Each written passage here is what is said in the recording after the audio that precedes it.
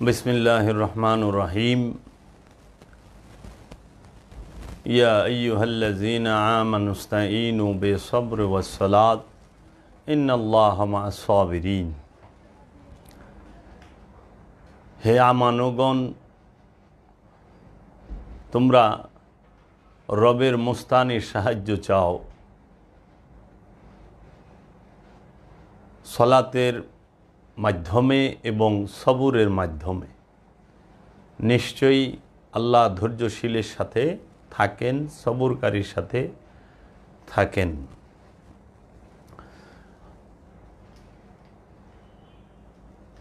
जाने मन निसारम बना में हुसैन, मुना में गुलाम गुलामान हुसैन, शाह हस्त हुसैन, बादशाह हस्त हुसैन, दीन हस्त हुसैन, दीन पना हस्त हुसैन, सरदाद नदाद दस्त दर दस्त यजीद, हक्का के बिनाए ला इलाहा हस्त हुसैन। सल्लल्लाहु नबियना सल्लल्लाहु मुहम्मदिन या गौस खुदा, मुश्किल कुशा अल मदाद कीजिए। या अय्युहल्लज़ीना आमनुत्तकुल्लाहा हक्का तुकातिही वला तमूतुन्ना इल्ला व अंतुम मुस्लिमून। हे আমানুগণ, তোমরা আল্লাহকে ভয় করো ভয় করার মতো, এবং তোমরা মুসলমান না হইয়া মারা যায়ও না। আসসালামু আলাইকুম ওয়া রাহমাতুল্লাহি ওয়া বারাকাতুহু। সুপ্রিয় দর্শক মণ্ডলী, সকল আশেকান জাকেরান এবং আমার প্রিয় ভালোবাসার মানুষ, বন্ধু বান্ধব যাহারা আছেন, তাদের সবাইকে আমার আন্তরিক অভিনন্দন ও শুভেচ্ছা। বিগত 7 দিন পূর্বে একটি ভয়াবহ নরকীয় ঘটনার কারণে আমার যারা ভালোবাসার মানুষ, মহব্বতের মানুষ, প্রেমের মানুষ, বিভিন্ন দরবারের আশেকান জাকেরান, অলি আল্লাহ প্রেমিকগণ এবং আমার পীর ভাই পীর বোন এবং আমার ভক্তবৃন্দ সবাই গভীরভাবে চিন্তিত এবং উদ্বিগ্ন ছিলেন। অনেকে আমাকে ফোন করেছেন, শত শত কল আমার মোবাইলে এসেছে। আমি অনেকের সাথে কথা বলতে পারি নাই। শারীরিকভাবে আমি খুব অসুস্থ ছিলাম এবং মানসিকভাবেও একটু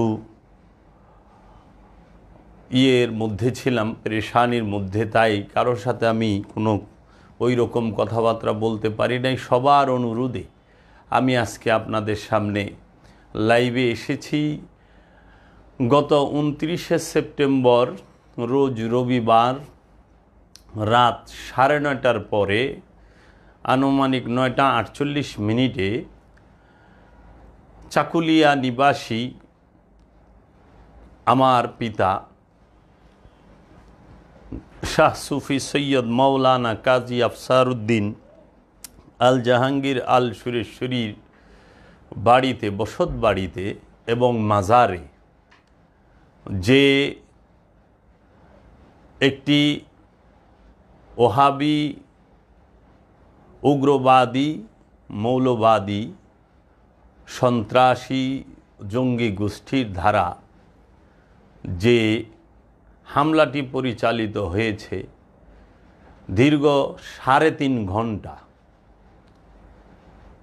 এই শ্বাসরুদ্ধকর যে সন্ত্রাসী হামলা, উগ্রবাদী হামলা, জঙ্গি হামলা, সেই হামলাটি অনুষ্ঠিত হয় ঢাকা জেলার সাভার থানা, বনগাঁও ইউনিয়ন, নগরকোন্ডা পোস্ট এবং চাকুলিয়া গ্রামের পূর্বপাড়া শাহ সুফি সৈয়দ মৌলানা কাজী আফসারউদ্দিন আল জাহাঙ্গীরের মাজার শরীফে এবং বসত বাড়িতে। এই নেক্কারজনক ঘটনাটি যাহার নেতৃত্বে ঘটে, তিনি চাকুলিয়া নিবাসী আবু মুসা খান, মৃত আবু মুসা খান সাহেবের ছেলে, বড় ছেলে তৈয়বুর রহমান খান, যিনি পেশায় একটি মসজিদে ইমামতি করেন এবং তাহার পূর্বপুরুষগণ কথিত আছে যে ওই অঞ্চলের পীর, উনিও কথিত পীর, কিন্তু ওনার ওই রকম কোনো মুরিদান নাই। তো তৈয়বুর রহমান খান তিনি মূলত এই হামলার পরিকল্পনাকারী এবং চাকুলিয়া বড় পঞ্চায়েত জামে মসজিদের ইমাম। তার নাম হাসিবুর রহমান সাঈদ, চাকুলিয়া বড় পঞ্চায়েত জামে মসজিদের ইমাম এবং আমাদের পার্শ্ববর্তী গ্রাম, যাকে আমরা ভিডিও ফুটেজে সর্বপ্রথম দেখতে পাই, যার চেহারা যে সর্বপ্রথম প্রবেশ করে, তিনি হচ্ছেন আমাদের পার্শ্ববর্তী গ্রাম সাদাপুর কাজীপাড়া মসজিদের আল ইলা জামে মসজিদের ইমাম খতিব। তিনি আসেন এবং আমরা দেখতে পাই যে এই ঘটনার দিকে আরও অনেকেই জড়িত এবং আমাদের বাড়ির পাশেই একজন লোক আছেন মৃত সিরাজুল ইসলাম রতন, তার 3 ছেলে। তার নাম, বড় ছেলের নাম সাজ্জাদুল ইসলাম বাদন, তিনি আওয়ামী লীগের রাজনীতি করেন। তিনি হচ্ছেন আমাদের বনগাঁও ইউনিয়নে 2 নং ওয়ার্ডের আওয়ামী লীগের 2 নং ওয়ার্ডের সভাপতি সাজ্জাদুল ইসলাম বাঁধন। মূলত তার ছোট ভাই, মেজো ভাই ইয়ার হোসেন মাইনু এবং মকবুল হোসেন পাপ্পু, এরা সংঘবদ্ধ হয়ে এই বিষয়টার আঞ্জাম দেন। এখন আমি কারোর সাথে ওইভাবে কথা বলতে পারতাছি না, সবাই বলে যে কি বিষয় আমাদেরকে একটু জানান। তাই আমি পুরো ঘটনাটি জানানোর জন্য আপনাদের সামনে এসেছি। এখন আমি গত সেপ্টেম্বরের 27 এবং 28 তারিখ 2 দিন আমার বাবার বাড়িতে ছিলাম না, আমি ঢাকাতে বেড়াতে এসেছিলাম। আমি 29 তারিখ সকাল ভোরে আমি বাড়িতে যাই ফজরের পরে।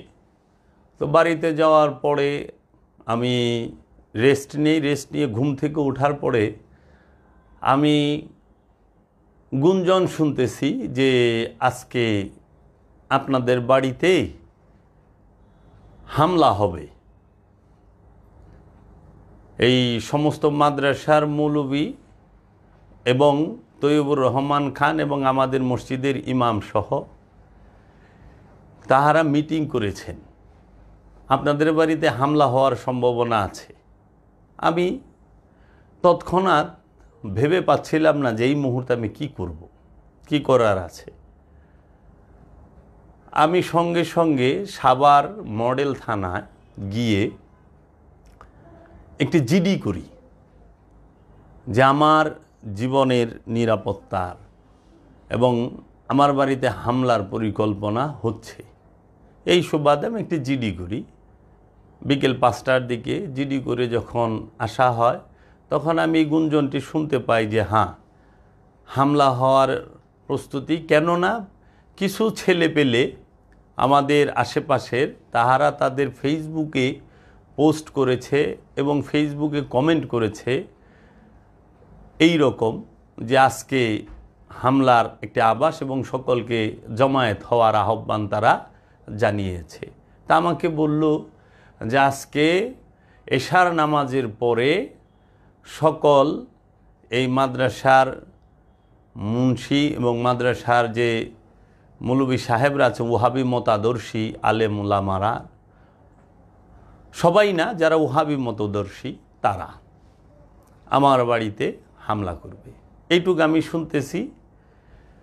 তো জিডির পরে আমি বাসায় এসে কি করব, এর মধ্যে আমার ফ্যামিলি, আমরা সবাই বাড়িতে, আমার ভাই বোন, আমরা সবাই বাড়িতে। তো যারা আমার আশেপাশে ছিলেন খোঁজখবর পেয়েছেন, এবং আমার বাড়িতে আমার ভক্তবৃন্দু, মেহমানবৃন্দু, বিভিন্ন দরবারের মুরিদান, আশেকান, অলি আল্লাহ প্রেমিক মানুষ, ওনারা আসেন। কেননা আমি সুফি দ্বারার আলোচনা করি, সুফি মতাদর্শে বিশ্বাসী। আমি নিজে কোরআন ও হাদিসের আলোকে আলোচনা করি। সুফি, আল্লাহর রসুলের বংশ, আহলে বায়েত, পাক পাঞ্জাতন, 12 ইমাম, 14 মাসুম, শহদানে কারবালাকে ভালোবাসি, এবং বড় পীর গৌসে পাক এবং খাজা গরিবে নেওয়াজ এবং পৃথিবীতে যত ওলি আল্লাহ আছে আমি সবাইকে মহব্বত করি, ভালোবাসি। সেই সুফি মতাদর্শের, সুফিবাদের উপরে, এলমে তাসৌফের উপরে, এলমে লাধুনির উপরে, সিনার এলেমের উপরে আমি আলোচনা করে থাকি। তাই মানুষ আমাকে ভালোবাসে। তা আমি এই কারণে মানুষ আসা যাওয়া করে, আমাদের বাড়িতে মেহমান আসে যায়। তো এখন এই হামলা হবে শুনে আমার হিতাহিত আমি কি করতে পারি, তৎক্ষণাৎ আমি নিজে, সময়ও নাই, মাগরিবের আজান অলরেডি হয়ে গেছে, নামাজও হয়ে গেছে, চিন্তিত। তো আমার প্রতিবেশী, আপনারা যারা আমার ফেসবুক লাইভ দেখেছেন, এখানে একটি ক্ষেত আছে। তো উনি আমাকে জিজ্ঞেস করছিল যে তোমার এত পেরেশান মনে হইতেছে, কি হয়েছে? তো বললাম যে ভাই, আমার তো শুনলাম আজকে আমাদের বাড়িতে হামলা হবে। তো বলল, হামলা কেন করবে? যদি তুমি তো এখানে ভালো কাজ করো, তোমার এখানে মানুষ আসে যায়, যদি তাদের পছন্দ না হয় তারা আসবে না, আর যদি তোমার সাথে কথা থাকে তারা আলোচনা করবে, কিন্তু হামলা এটা তো ভালো মানুষের কাজ না। তো আমি শুনি নাই, এই কথা বলল। ঠিক আছে, যখন আমি আমার নিজেকে সেভ করার জন্য আমার বাড়ির গেট, দরজা সমস্ত কিছু লাগিয়ে আমি আমার স্থানে আসি, আমরা খেতে বসবো। আমাদের রান্নাবান্না বাড়ির হয়েছে 9:30, 9:48, ওই সময় 9টার পরে আমরা খেতে বসবো। তো এমন সময় আমাদের কাছে তথ্য আসলো যে ওনারা হামলার জন্য মসজিদ থেকে অলরেডি বের হয়েছে। কিসের আর খাওয়া রাতের, এই খাওয়া বন্ধ করে এখন কি করা যায়? সঙ্গে সঙ্গে আমার গেটে যেন তার প্রবেশ না করতে পারে। আমার বাড়ির বিল্ডিংয়ের কাজ করতেছিলাম, সেই বিল্ডিংয়ের প্লাস্টারের কাজ চলতেছিল, তো গাঁথনির কাজও চলতেছিল। সেইখানে আমার বালি, প্রচুর বালি ছিল, এইটা আল্লাহর একটা রহমত।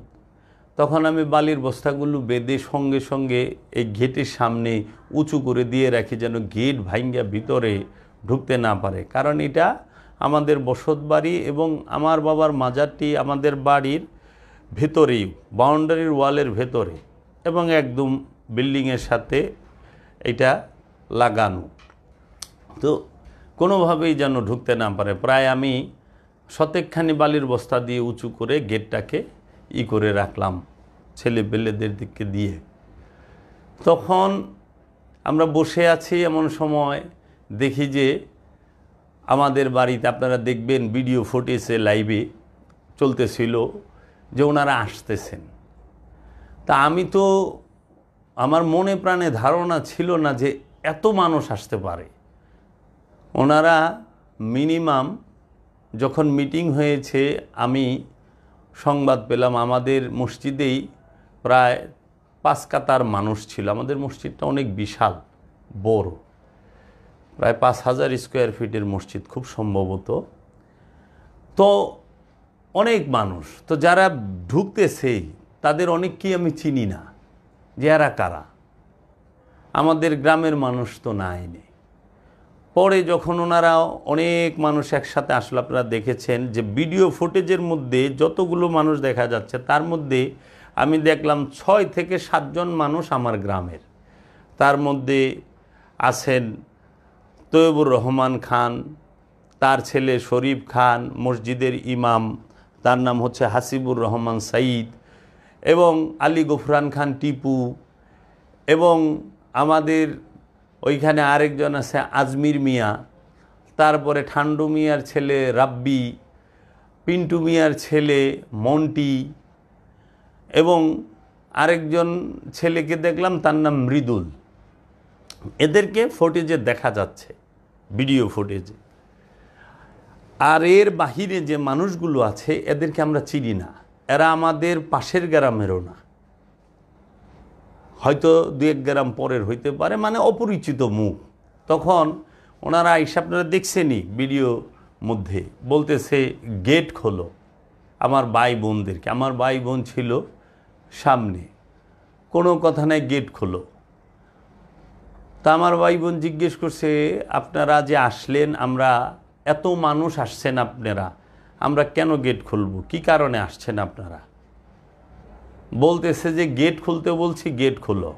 তো অনেকে বলতেছেন ওইখানে দেখবেন, শুনবেন যে আজকে আর কোনো লাভ নাই, আজকে আর পার পাইবা না, আজকে শেষ করে আলাম।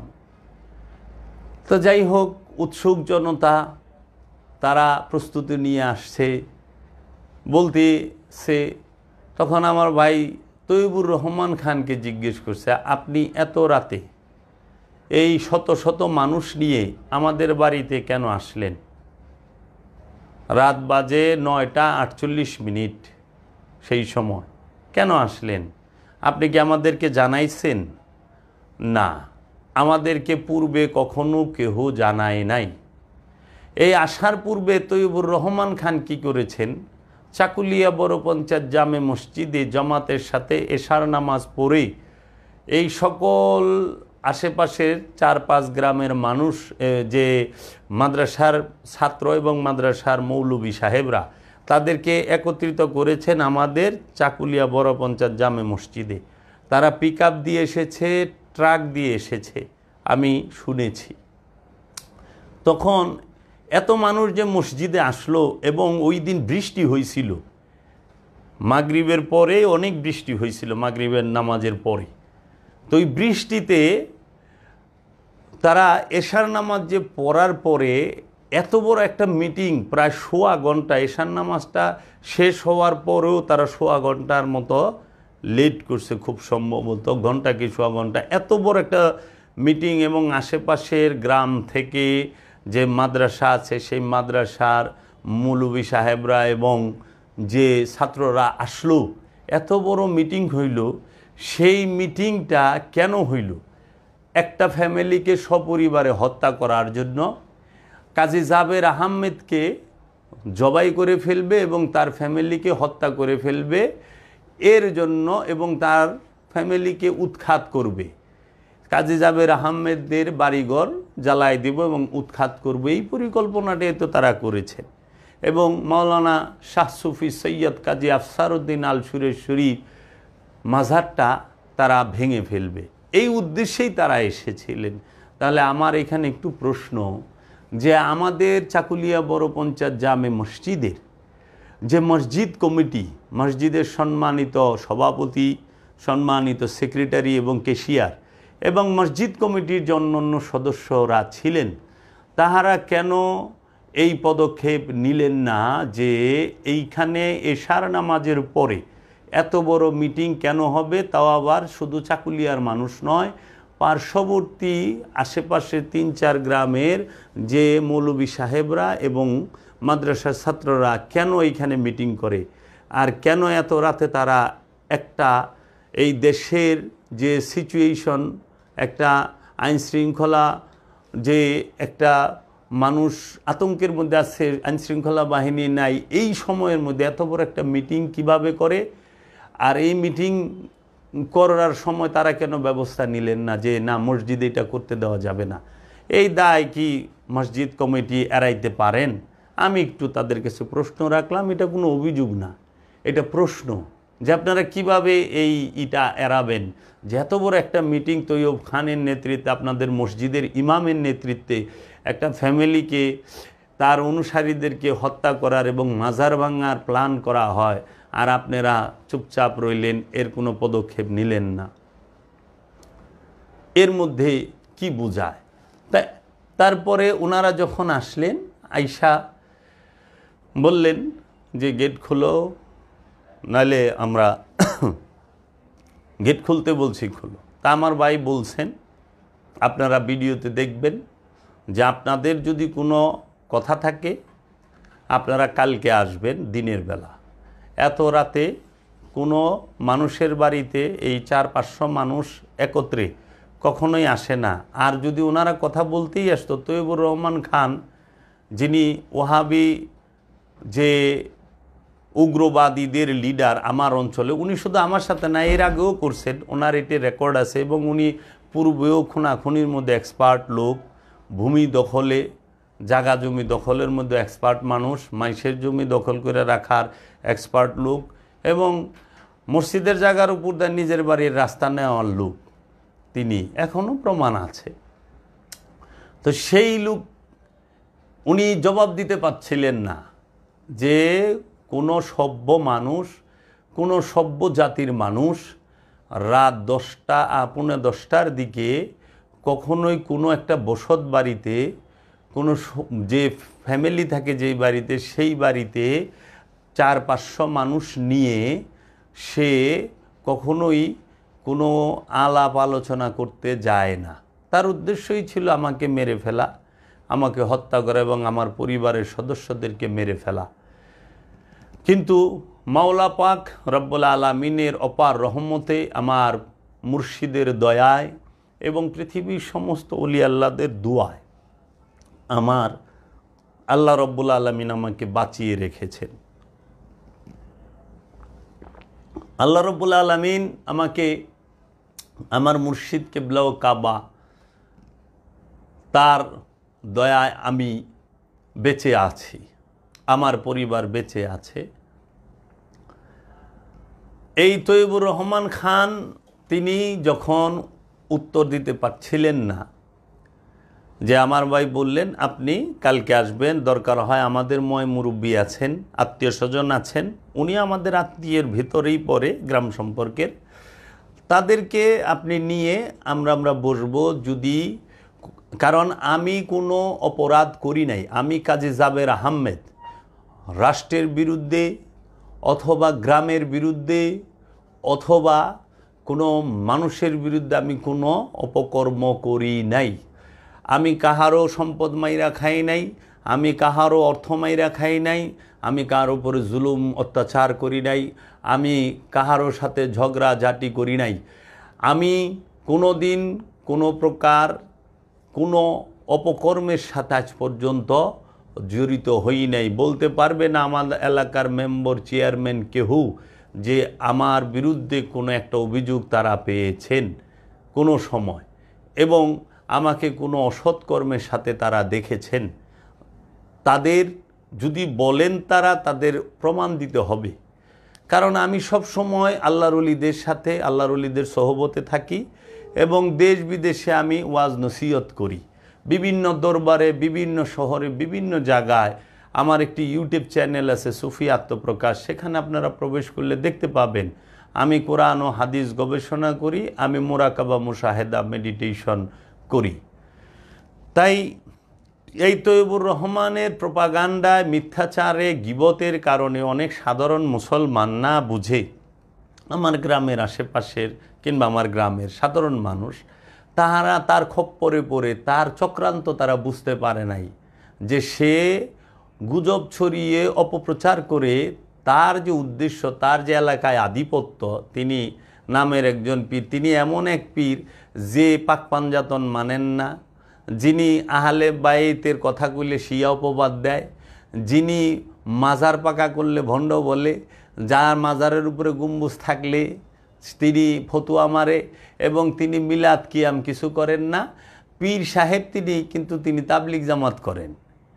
তো উনি পাক পাঞ্জাতন মানেন না, উনি পীর হলেন কার কাছ থেকে? আমার প্রশ্ন এইরকম।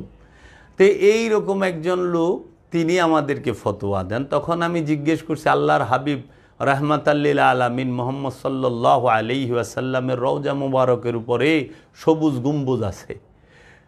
এই সবুজ গম্বুজ আছে তো রসুলেরই তো রওজা আছে, আর কোনো হাদিসের প্রয়োজন আছে যে মাজার জায়েজ না জায়েজ, মাজার পাকা করা জায়েজ না জায়েজ? এটা তো রসুলের রওজা মুবারকের দিকে তাই চাইলেই বোঝা যায়। রসুলের রওজা মুবারক পাকা করা, বাঁধানো, গিলাপ দিয়ে মোড়ানো, এবং রসুলের রওজা মুবারকের উপরে সবুজ গম্বুজ আছে। হযরত আবু বকর সিদ্দিক, হযরত ওমর রাদিয়াল্লাহু তাআলা আনহু, তাদেরও মাজার আছেন। মাওলা আলী মুশকিল কুশার মাজার আছে ইরাকে, মাওলা হুসাইনের মাজার আছে ইরাকে, এবং আপনি যদি যান সিরিয়ার দামেশকে হযরত বেলাল রাদিয়াল্লাহু তাআলা আনহুর মাজার আছে, এবং আওলাদের রসুলদের অনেকেরই মাজার আছে। আপনি ফিলিস্তিনে যদি যান সেইখানে আপনি ইব্রাহিম আলাইহিস সালামের মাজার পাবেন, ইউসুফ নবী, ইয়াকুব নবী এবং ইসহাক নবী আলাইহিস সালাতু ওয়াস সালামদের মাজার পাবেন। আপনি ইমাম বুখারীর মাজার পাবেন উজবেকিস্তানে, আপনি ইমাম মুসলিমের মাজার শরীফ পাবেন, এবং অসাধারণ সুন্দর, হাজার শত কোটি টাকার নিচে এই মাজার তৈরি হয় না। যা দেখবেন একটু, অথবা ইউটিউব গুগলে সার্চ দিয়ে দেখেন, তাহলে আপনারা কোথায় পেলেন মাজার না জায়েজ, মাজার হারাম, মাজারি? কার মাজার নাই? নবীদের মাজার আছে, সাহাবায়ে কেরামের মাজার আছে, আওলাদের রসুলদের মাজার আছে, এবং তাবেঈনদের মাজার আছে, তাবেঈনদের মাজার আছে, ওলিয়া কেরামের মাজার আছে। তাহলে মাজার নাই কোথায়? সব জায়গায় মাজার আছে। তা আপনারা কেন মাজার ভাঙবেন? তো এই তৈয়বুর রহমান খান, তিনি পূর্বে আমাদের গ্রামে একটি ছেলে ছিল, তার নাম সমনা। এই তৈয়বুর রহমান খান এবং তার ভাইয়েরা অনেকেই মিলে এই সমনাকে হত্যা করে, মার্ডার করে। সেই মামলায় তাহারা গরিব মানুষ, তাদের সাথে পারেন না, কিন্তু তারাই মার্ডার করে। এবং তৈয়বুর রহমান খান তিনি, আমি শুনেছি 9টা না 10টা বিবাহ করেছেন, তার মধ্যে বেশিরভাগই তালাক দিয়ে দিছেন। একজন ভালো মানুষের গুণ তো এটা না। এবং তিনি বিভিন্ন অপকর্মের সাথে জড়িত থাকেন। তার লেবাস দেখলে মনে হইব তিনি না জানি কত সরস লোক। এখন তিনি, তাহারা অন্য মানুষের জায়গা দখল করে বসেছিল। আমাদের এখানে সত্তার নামের একজন লোক, তাহার পরে তার মেয়ে উকিল, তারা যখন মামলা মোকদ্দমা করে জায়গা বের করতে আসে, ওই মেয়ে তাকে জুতা পিটাও করতে গেছিল। তাহলে একজন পীর সাহেব তো এইরকম হইতে পারে না যে তিনি খুনি, তিনি আপনার মানুষের সম্পদ দখল করে রাখে, তিনি মানুষকে কষ্ট দেয়। এটা তো কোনো পীর এবং আলেমের গুণ হইতে পারে না। এবং মানুষ হত্যার পরিকল্পনা উনি করলো কিভাবে মসজিদের ভিতরে, তাও আবার রাতে? আমরা দেখি আল্লাহর হাবিব মুহাম্মদ সাল্লাল্লাহু আলাইহি ওয়াসাল্লামকে হত্যা করার জন্য শেখ নজদির নেতৃত্বে, শেখ নজদি তাহার নেতৃত্বে একটি দারুন নতবায় মিটিং হয়। সেই মিটিংয়ের মধ্যে মক্কার 40 জন বাঘা বাঘা কাফের, যেরকম আবু জেহেল, আবু লাহাব, আবু সুফিয়ান, সায়েবা, উকবা, মুগিরা, জুলখাইশ, উতবা, এইরকমভাবে 40টা কাট্টা কাফের তারা মিটিং বসে রাতে, যে আবদুল্লাহ আলাইহিস সালামের ছেলে মুহাম্মদ সাল্লাল্লাহু আলাইহি ওয়াসাল্লাম, তার বিরুদ্ধে অভিযোগ ছিল আমাদের বাপ দাদার ধর্ম নষ্ট করে ফেলতেছে, তাকে আর বাঁচিয়ে রাখা যাবে না, কি করা যায়? কেউ বলছিল তাকে দেশ থেকে তাড়ায় দাও, কেউ বলছিল তাকে নির্বাসনে পাঠায় দাও, কেউ বলছিল তাকে পিটানি দাও, কেউ বলছিল তাকে আমরা বন্দি করে রাখি। আবু জেহেল লাস্টে বলল যে না, আমরা তাকে রাতের বেলায় ঘর থেকে বের হইলেই হত্যা করে ফেলব। তো এই বিষয়টা শেখ নজদি তিনি সাপোর্ট করলেন যে হ্যাঁ, এই বুদ্ধিটা, আবু জেহেলের বুদ্ধিটা, আবুল হেকামের বুদ্ধিটা ঠিক আছে, যে রাতের বেলায় সে যখনই ঘর থেকে বের হবে আমরা সবাই তার ঘর ঘেরাও করে রাখবো, বের হলে আমরা তাকে হত্যা করব। তখন এই 40 জন কাফের, বাঘা বাঘা কাফের, আল্লাহর রসুল রাহমাতাল্লিল আলামিনের ঘরের চতুর্পাশে তাহারা দাঁড়াইল। 40 কাফের 80টা চোখ দিয়া আল্লাহর রসুলের বিছানার দিকে চায়া রইছে। এমন সময় ওহী নাজিল হইল আল্লাহর রসুল রাহমাতাল্লিল আলামিনের কাছে রবের তরফ হইতে, হে আমার হাবিব, এই মুহূর্তে আপনি হিজরত করেন। আল্লাহর হাবিবের কাছে যে নির্দেশ আসলো আপনি হিজরত করেন, তখন আল্লাহর হাবিব সঙ্গে সঙ্গে মৌলা আলী করমল্লাহু ওয়াজহুকে তিনি ডেকে বললেন, ইয়া আলী, তুমি আমার বিছানায় শুয়ে পড়ো।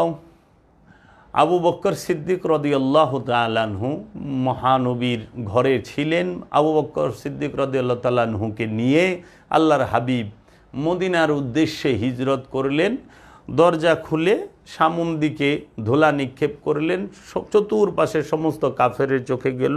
চোখ ডলতে ডলতে কাফেরেরা দেখল না, আল্লাহর হাবিব বের হয়ে গেলেন। আর এমন সময় এই দিকে মাওলা আলী করমল্লাহু ওয়াজহু আল্লাহর হাবিবের বিছানা মুবারকে শুয়ে পড়লেন, এমনভাবে যে কাফেরেরা বুঝতেই পারে নাই এটা যে সরকার দু আলম নূরে মুজাসসাম রহমাতাল লিল আলামিন তিনি নন। তখন আল্লাহর হাবিব হিজরত করলেন।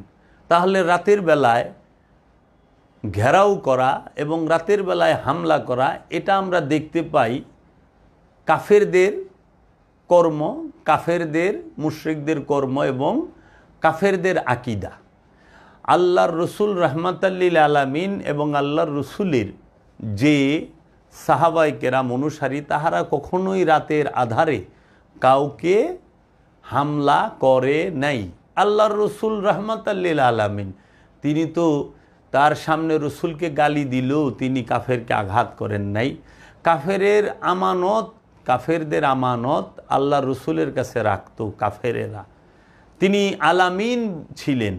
তাহলে সেই রাহমাতাল লিল আলামিনের অনুসারী হয়ে, সেই রাহমাতাল লিল আলামিনের দেওয়া ইসলাম, সেই রাহমাতাল লিল আলামিনের পবিত্র জবান মুবারক থেকে দেওয়া কোরআন এবং হাদিস আমরা পড়ে আল্লাহ রসুলের লেবাসকে আমরা শরীরের মধ্যে ধারণ করে কিভাবে এক মুসলমান আরেক মুসলমানের বাড়িতে হামলার জন্য রাতের গভীরে এরা চলে আসলো।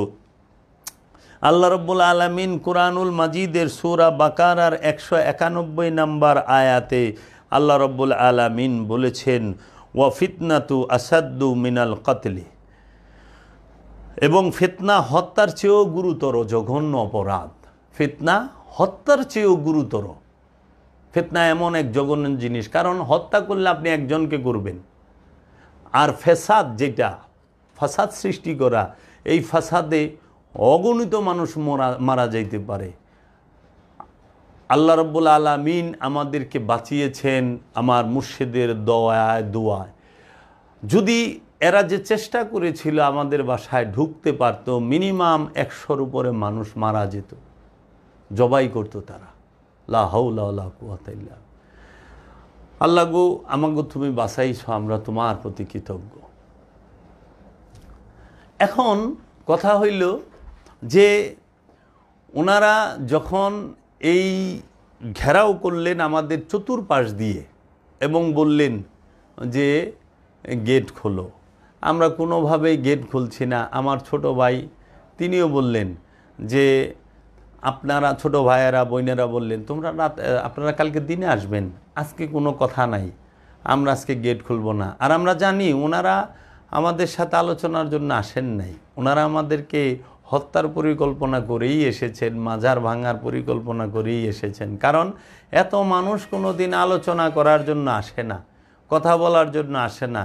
যদি কেউ কথা বলতে চায়, কথা বলার অনেক মাধ্যম আছে, আত্মীয় স্বজন দিয়ে ডাকা যায়, কিংবা উনি নিজেও আমাদের বাড়িতে 2 জন মানুষ আসতে পারতেন, কিংবা আমাকে ডাকতে পারতেন, আমার চাচাদেরকে দিয়ে, মামা ভাইদেরকে দিয়ে, যে ওকে ডেকে নিয়ে আসো, ঠিক আছে। আবার এইরকমও হয় অনলাইনেও প্রোগ্রাম করা যায়, যে আমরা অনলাইনে বসি। কারণ বিষয়টা হচ্ছে কোরআন ও হাদিসের, এখানে তলোয়ার অথবা লাঠি ছোটার বিষয় না, পেশি শক্তির বিষয় না, হত্যার বিষয় না। কারণ ইসলাম ধর্মের মধ্যে 73টা ফেরকা আছে, একটা ফেরকা জান্নাতি, 72টা জাহান্নামী। তাহলে 73 ফেরকার মধ্যে বড় বড় আলেম আছেন, 73 ফেরকার মধ্যেই 73টা বড় বড় আলেম আছেন।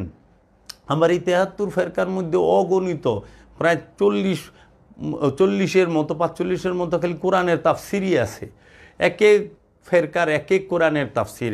এখন মানুষ তো এত জ্ঞান গবেষণা করে না ইসলাম নিয়ে। এখন যে আপনারা নিজেরাই জানেন না যে আমরা কি আহলে সুন্নাত ওয়াল জামাত। আমি জাবের মৌলানা কাজী আফসারউদ্দিনের ছেলে। আমার পিতা মৌলানা কাজী আফসারউদ্দিন, তিনি ছিলেন হাক্কানি রব্বানি আলেম এবং ওলিয়ে কামেল। আমার বাবা নুরানি ট্রেনিং সেন্টার থেকে তিনি একাডেমিকভাবে প্রসিদ্ধ একজন আলেম। তিনি 28 বছর খতিবগিরি করেন এবং আমার পিতার দেশের বিভিন্ন স্থানে 28 বছরের মধ্যে 6000-এর উপরে ছাত্রছাত্রী আছে এবং উনি অসাধারণ শিক্ষা দিতেন মানুষকে। আমার উস্তাদও আমার পিতা। আমিও মাদ্রাসায় পড়াশোনা করছি। আমার উস্তাদ আমার আপন মামা, বড় মামা। আমার মাও আলেম। আমি আলেমের ঘরের সন্তান। আমার মা আলেম, আমার বাবা তিনি মৌলানা এবং ওলিয়ে কামেল। আমার মামা তিনিও আলেম।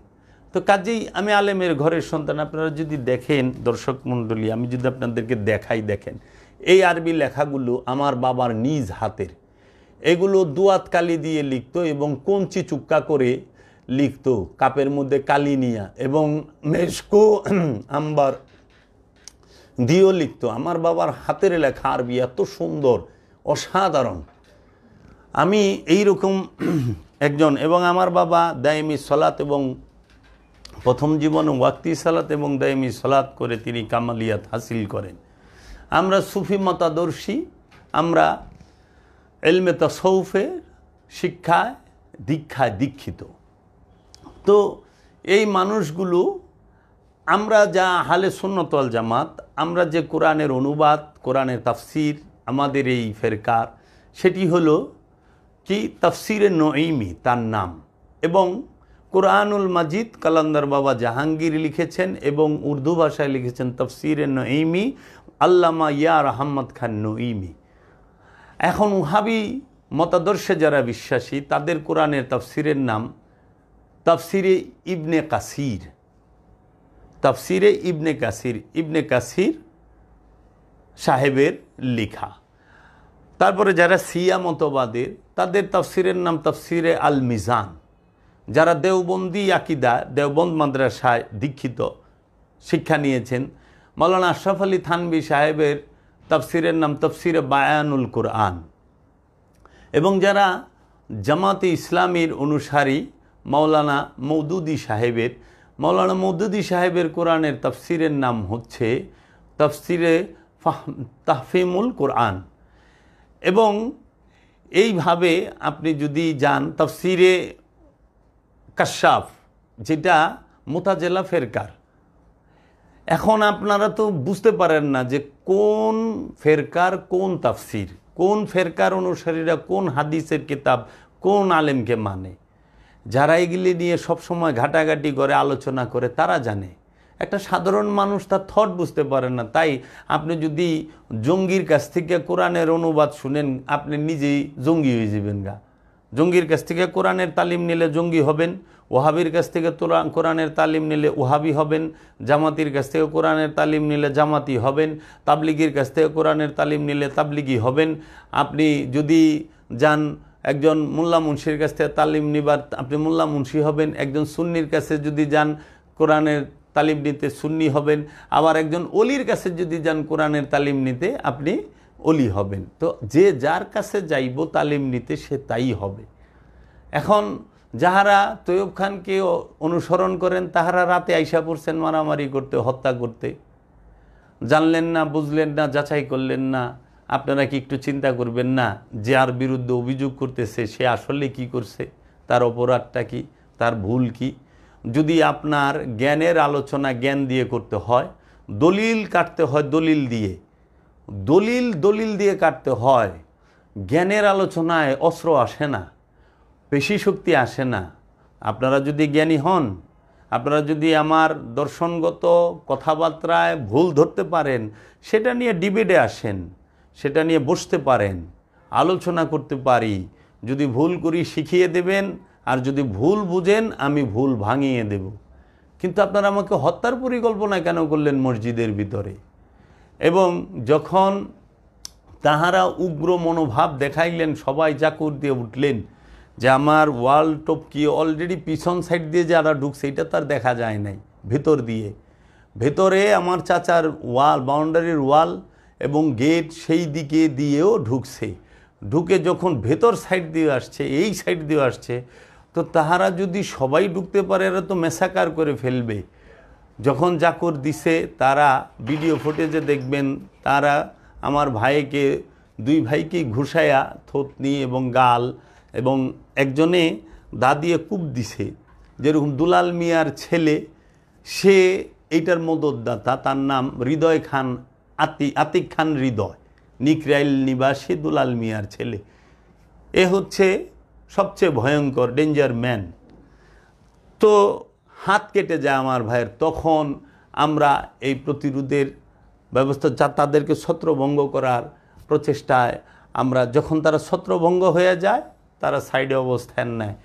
এমন সময় নিকরাইল মসজিদের মাইক দিয়ে অ্যানাউন্স করা হয় যে, দেখেন মসজিদের মাইকে কেমন মিথ্যা বলা হয়, যে মাইক দিয়ে আজান দেওয়া হয়, যে মাইক দিয়ে সলাতের আহ্বান করা হয়, সেই মাইকেই মিথ্যা বলে মসজিদে ডাক দেওয়া হয়েছে যে ভণ্ড জাবের তার অনুসারীদেরকে নিয়ে চাকুলিয়া মসজিদে হামলা করেছেন এবং আমাদের পীর সাহেব তৈয়বুর রহমান খান তিনি আহত হয়েছেন, ইমাম সাহেব আহত হয়েছেন, আপনারা যার যা আছে তাই নিয়ে বের হন। এই রকম একটা তাহারা অ্যানাউন্স করে এবং পার্শ্ববর্তী আরও 2-3 গ্রামে করা হয়। তখন মানুষ যার যা আছে, মানুষ আর চিন্তা করলো না, শোয়ার মধ্যে রয়েছে, রাত তো বেশি, 10টা বেজে গেছে ওই সময়, 10টার উপরে।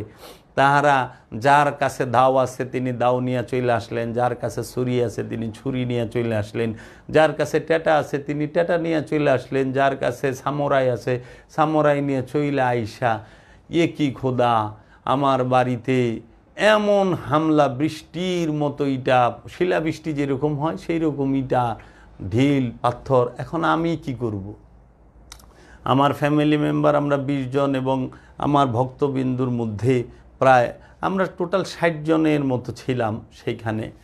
এখন আমাদের তো আর কোনো উপায় নাই। এই দিকে আমাদের বাড়ির সামনে ভক্তের মোটরসাইকেল ছিল, দামি মোটরসাইকেল, সেটা জ্বালায় দিছে। ওই দিকে পেট্রোল বোমা মারছে আমাদের বাড়িতে পিছন সাইডে এবং এই ভিতরে। এখন সামন সাইডেরটা দেখতেছি আমরা, কিন্তু ভেতর সাইডে যে হচ্ছে, আরও উত্তর দক্ষিণ পশ্চিম পাশ দিয়ে যে ঘটনা ঘটতেছে এটা তো আমরা দেখতেছি না। ওইদিকে ভাঙচুর তুমুলে চলতেছে। আমাদের শুধু একটা প্রচেষ্টা ছিল, কেউ যেন আমাদের ঘরে প্রবেশ না করতে পারে। আমরা সর্বাত্মক এই চেষ্টাটুকু চালিয়েছি, কারণ আমরা জানি ঘরে প্রবেশ করতে পারলে তারা আমাদেরকে মেরে ফেলবে। আমরা আইন শৃঙ্খলা বাহিনীর কাছে সাহায্য সহযোগিতা চেয়েছি। আমাদের এই পুরো ঘটনাটা অনলাইনে ফেসবুকেই ছিল, অনেকগুলো চ্যানেল থেকেই, অনেকগুলো ফেসবুক আইডি থেকেই সবাই ফেসবুক লাইভ করেছে। তখন একটানা 3 ঘন্টা যখন এটা চলতে থাকে, এই ঘটনাটি শ্বাসরুদ্ধকর ঘটনা, তারা কোনো ক্রমেই সেখান থেকে যাচ্ছে না। আর আমরা কতক্ষণই বা তাদেরকে ফিরিয়ে রাখবো? তারা এমনভাবে ঘিরে ধরেছে চতুর্দিক থেকে এবং ভেতরে আগুন। আমাদের বাড়ির দরজার জানালাগুলো, সমস্ত জানালাগুলো ভেঙে ফেলেছে এবং জানালার দিয়ে আমাদের বাড়ির ভেতরে গরম পানি ফেঁকে দিছে। ওই গরম পানিতে আমার একটি শিশু বাচ্চা আছে, ছেলে, 18 মাস বয়স। আমার ছেলের শরীরটা অনেক অংশেই পুড়ে যায়, ফুসকা পড়ে যায় একদম। তো আমরা তো সবাই বাহিরে, আমরা বুঝতে পারিনি এই জিনিসটা। বাচ্চাটা অনেক চিৎকার করতেছে, তা আমরা মনে করছি যে আসলে ভয়ে চিৎকার করতেছে, কিন্তু এই কাজ যে হয়েছে এটা আমরা পরে ফুসকা দেখে এইরকম বড় বড় পানির ঠোসাগুলো পড়ছে। আমার একটি মেয়ে আছে, 4.5 বছর বয়স, এবং আমাদের বাড়িতে বেশ কিছু শিশু ছিল, বৃদ্ধ মানুষ ছিল, হার্টের রোগী ছিল এবং নারী ছিল প্রায় 20 জনের মতো। আমার মা, বোনেরা, আমাদের ওয়াইফ এবং আমার মা ওইসব ছিলেন, আমার বোনের শাশুড়িরা ছিলেন, এইভাবে আমাদের নিকটাত্মীয় যারা ফ্যামিলি তারাও ছিলেন। তাদের হাত থেকে শিশু, নারী, বৃদ্ধ এবং যুবক কেউই এই হামলা থেকে রেহাই পায় নাই। আমার শুধু একটা প্রশ্ন আমার এলাকাবাসীর ভাইরা, আপনাদের কাছে আমার একটু আকুল আবেদন, কি মনে করে আপনারা আসলেন? আমি আপনাদের কি ক্ষতি করছি? আমার পরিবার ফ্যামিলি আপনাদের কি ক্ষতি করেছে? আপনারা তৈয়ব খানের কূটকৌশল, তৈয়ব খান তার আধিপত্য এলাকা থেকে হারাচ্ছে এই ভয়ে, পাপ্পু মাইনুরা এলাকায় তাদের কেউ দাম দেয় না এই ভয়ে, এবং তাদের যে একটা কি জেলাসি, হিংসা, প্রতিহিংসা, যে তার বাড়িতে এত মানুষ আসবে কেন, অনুষ্ঠান হবে কেন, তাকে মানুষ সম্মান করবে কেন, ভালোবাসবে কেন, এটা তো প্রতিহিংসা। তাদের কূটকৌশল এবং প্রতিহিংসার এই অপকৌশলের মধ্যে আপনারা কেন জড়ায় গেলেন? ভাইরা, আমি তো আমার গ্রামের, আমার আশেপাশের গ্রামের কারো কোনো ক্ষতি করি নাই, আমি কোনো দিন কারোর একটা গালি দেই নাই, আমি কারোর সাথে কোনো বাজে মন্তব্য, বাজে কথা বলি না, আমার সাথে তো আপনাদের দেখাই হয় না, আমি তো আপনাদের ছেলে সন্তান, ভাইস্তা ভাগিনা। আপনারা আমার জিজ্ঞেস করতে পারতেন, বাবা এইটা বলছ বুঝি নাই, তুমি এইটা কেন বললা, বলতে পারতেন, জিজ্ঞেস করতে পারতেন। কিন্তু তৈয়ব খানের কথায়, মসজিদের মৌলভী সাহেবের কথায় আপনারা চলে আসলেন, এত বড় ঘটনা ঘটাইলেন, আমার বাড়িতে আগুন জ্বালাইলেন, একটি মোটর সাইকেল ভাঙছে, একটি মোটর সাইকেল আগুন দিছে, আমার বাড়ি ভাঙচুর করা হয়েছে, আমার বাড়িতে আমাদের 40 জন মানুষকে গুরুতর জখম করা হয়েছে, আমার ভাই বোনের ভাইদের মাথা ফাটানো হয়েছে, আমার 10টা শিলি পড়েছে একজনের মাথায়, কারো চোখের এইখানে কেটে 10টা শিলি পড়েছে, হাত কেটে গেছে 6টা 7টা 8টা 10টা এইরকমভাবে শিলি পড়েছে, কারো পা ভেঙে ফেলেছেন। এইটা হইল হামলার দিন, পরের দিনের বিস্তারিত আমি বলতেছি। তো এখন এই ঘটনার মধ্যেই একবারও তারা এই মানুষগুলোকে থামানোর চেষ্টাটা চালালেন না, ভয়ে আতঙ্কে কি যেন হয়। আমরা বারবার আইন শৃঙ্খলা বাহিনীর সহযোগিতা চাচ্ছি। 3 ঘন্টা পরে আইন শৃঙ্খলা বাহিনী, পুলিশ বাহিনী তাহারা আমাদের ঘটনাস্থলে, মানে আমাদের পাশের গ্রামের নিকটে আইসা পড়ছে, এরকম মেসেজ পাইলাম।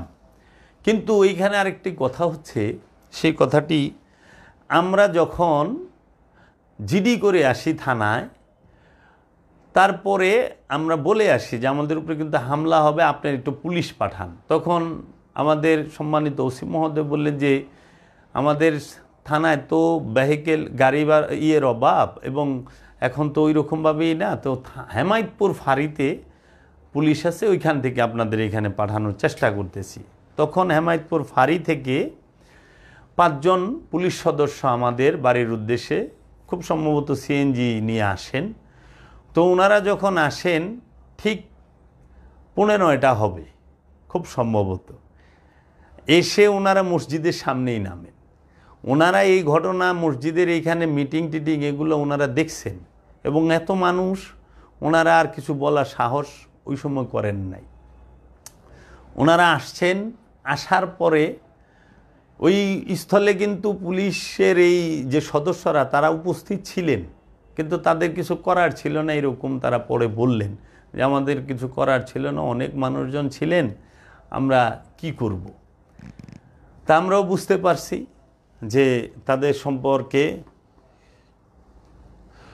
আমাদের ওসি সাহেবকে, সম্মানিত ওসি সাহেব, উনি অত্যন্ত ভালো মানুষ, এবং তিনি আমাদের সাথে যোগাযোগ রেখেছেন, এবং তিনি আমাদের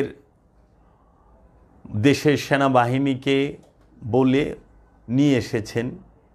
সেনাবাহিনী একজন মেজরের নেতৃত্বে, একজন ক্যাপ্টেনের নেতৃত্বে 2 প্লাটুন সেনাবাহিনী এবং ওসি মহোদয়, তদন্ত অফিসি মহোদয়, তিনিও আসছিলেন, এবং থানার ঊর্ধ্বতন কর্মকর্তাও আসছিলেন, এবং আমাদের শ্রদ্ধেয় অ্যাডিশনাল ডিআইজি স্যার তিনিও আসছিলেন। আমি ওনাদের কাছে চিরকৃতজ্ঞ, চিরঋণী। তাহারা যদি আসতে আর 10টা মিনিট লেট হইতো কি 15 মিনিট লেট হইতো, হয়তো একটা মেসাকার হয়ে যেত, আমাদের সবাইকে ওরা মেরে ফেলতো। আল্লাহ রব্বুল আলামিন নিজ হাতে এই পুলিশ বাহিনী, সেনাবাহিনীর উসিলাতে আমাদেরকে হেফাজত করেছেন। আমি এই উসিলাটা মানি দেখেই তাদের সমস্যা। তারা বললে আল্লাহকে সরাসরি ডাকেন। তাই বললাম আমি বিপদ থেকে উদ্ধারও তো এই সেনাবাহিনী এবং পুলিশ বাহিনীর দ্বারাই হয়েছি। তো আমাদের শ্রদ্ধেয় সেনাবাহিনীকে এই তৈয়বুর রহমান খানের অনুগত যে মানুষগুলো আছেন আশেপাশের, তারা সবাই ভুল বুঝিয়েছেন, ভুল তথ্য দিয়েছেন। তাহারা তো আমার বিরুদ্ধে কোনো খুঁজে পায় না। অভিযোগ করেছেন আমি নাকি খ্রিস্টান, নওজুবিল্লাহ মিন যালিক।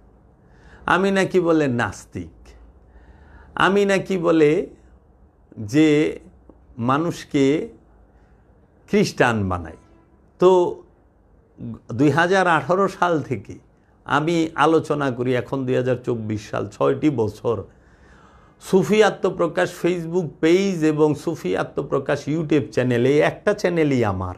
অন্য যাহা আছে এগুলো অন্য মানুষের, আমি জানি না এগুলো কাহার। সেই চ্যানেলে একটু ঢুকে দেখবেন আমি কি শিক্ষা দিই, আমি কিসের কথা বলি। আমি সারাটা জীবন কোরআন হাদিস পড়তে পড়তে আজকে 16টা বৎসর ধরে কোরআন গবেষণা করি, হাদিস পাঠ করি। এই 16 বৎসর সুফিবাদের উপরে মোরাকাবা মুশাহেদা করেছি সিলেটে, নরসিংদীতে। তো আমাকে এই কথা, আমার অপরাধ তারা উঠাইছে আমি গান বাজনা করি। বাবা, আমি সুফিবাদের অনুসারী, অলি আল্লাহর অনুসারী। আমি কাওয়ালি শুনি, এটা সত্য। মাসে একটা দিন, প্রতি ইংরেজি মাসের 12 তারিখ আমার বাড়িতে একটি প্রোগ্রাম হয়। আমরা মিলাদ কেয়াম করি, ওজিফা পাঠ করি, জিকির আসকার করি 1.5-2 ঘন্টা। তারপরে আমরা একটু কাওয়ালি শুনি। বিদেশের বিখ্যাত এবং প্রখ্যাত কাওয়ালগণ আসেন, উর্দু ভাষায়, ফার্সি ভাষায়, হিন্দি ভাষায়, বাংলা ভাষায় কাওয়ালি হয়। লালন সাইজির কিছু কালাম শুনি, মাতাল রাজ্জাক দেওয়ানের কিছু কালাম শুনি, এবং সুফির দর্শনের যে কালামগুলো আছে যেগুলো আত্মশুদ্ধি এবং মোরাকাবা মুশাহেদার জন্য আমাদের অনেক উপকারে আসে, সেই কালামগুলো আমরা শুনি। তো এখন তাদেরই হচ্ছে ও গান শুনে কেন? তো গান শুনি, তাতে আপনার সমস্যা কি? এখন আমাকে যখন আইসা বলে যে গান তো হারাম, বললাম যদি গান হারাম হয় তো কোরআনে থাকার কথা, কোরআন থেকে দেখান যে গান হারাম। কোরআনে কোথাও গান হারাম, বাজনা হারাম এটি নাই। কারণ গানের আরবি শব্দই হচ্ছে গেনা। এই গেনা শব্দটা সারা কোরআনের এক জায়গাও নাই। কোরআনে আছে লাহুয়াল হাদিস, সূরা লুকমানের 6 নম্বর আয়াতে বাজে কথা বলা যাবে না। কিন্তু সঙ্গীতে তো বাজে কথা লালন সাইজির কালামের মধ্যে নাই, মাতাল রাজ্জাক দেওয়ানের কালামের মধ্যে বাজে কথা নাই, কাওয়ালির মধ্যে বাজে কথা নাই, নাতে রসুলের মধ্যে বাজে কথা নাই। আছে প্রেমের বাণী, প্রেমের আহ্বান। আর বাজনার বিষয়ে, বাজনার আরবি তারা জানে না, কিন্তু বাজনা হারাম বলে। তাহলে আমার বাড়িতে যারা গান বাজনা নিষিদ্ধ করতে আসেন তারা সারাক্ষণ স্টার জলসার জি বাংলা দেখেন। যারা আসছেন আমার বাড়িতে গান বাজনা হয় এর জন্য আমার বাড়ি ভাঙতে, তাদের প্রত্যেকের বাড়িতে সন্ধ্যা থেকে শুরু হয়, রাত 10টা তুরি জি বাংলা, স্টার জলসা, স্টার প্লাস সবই দেখেন।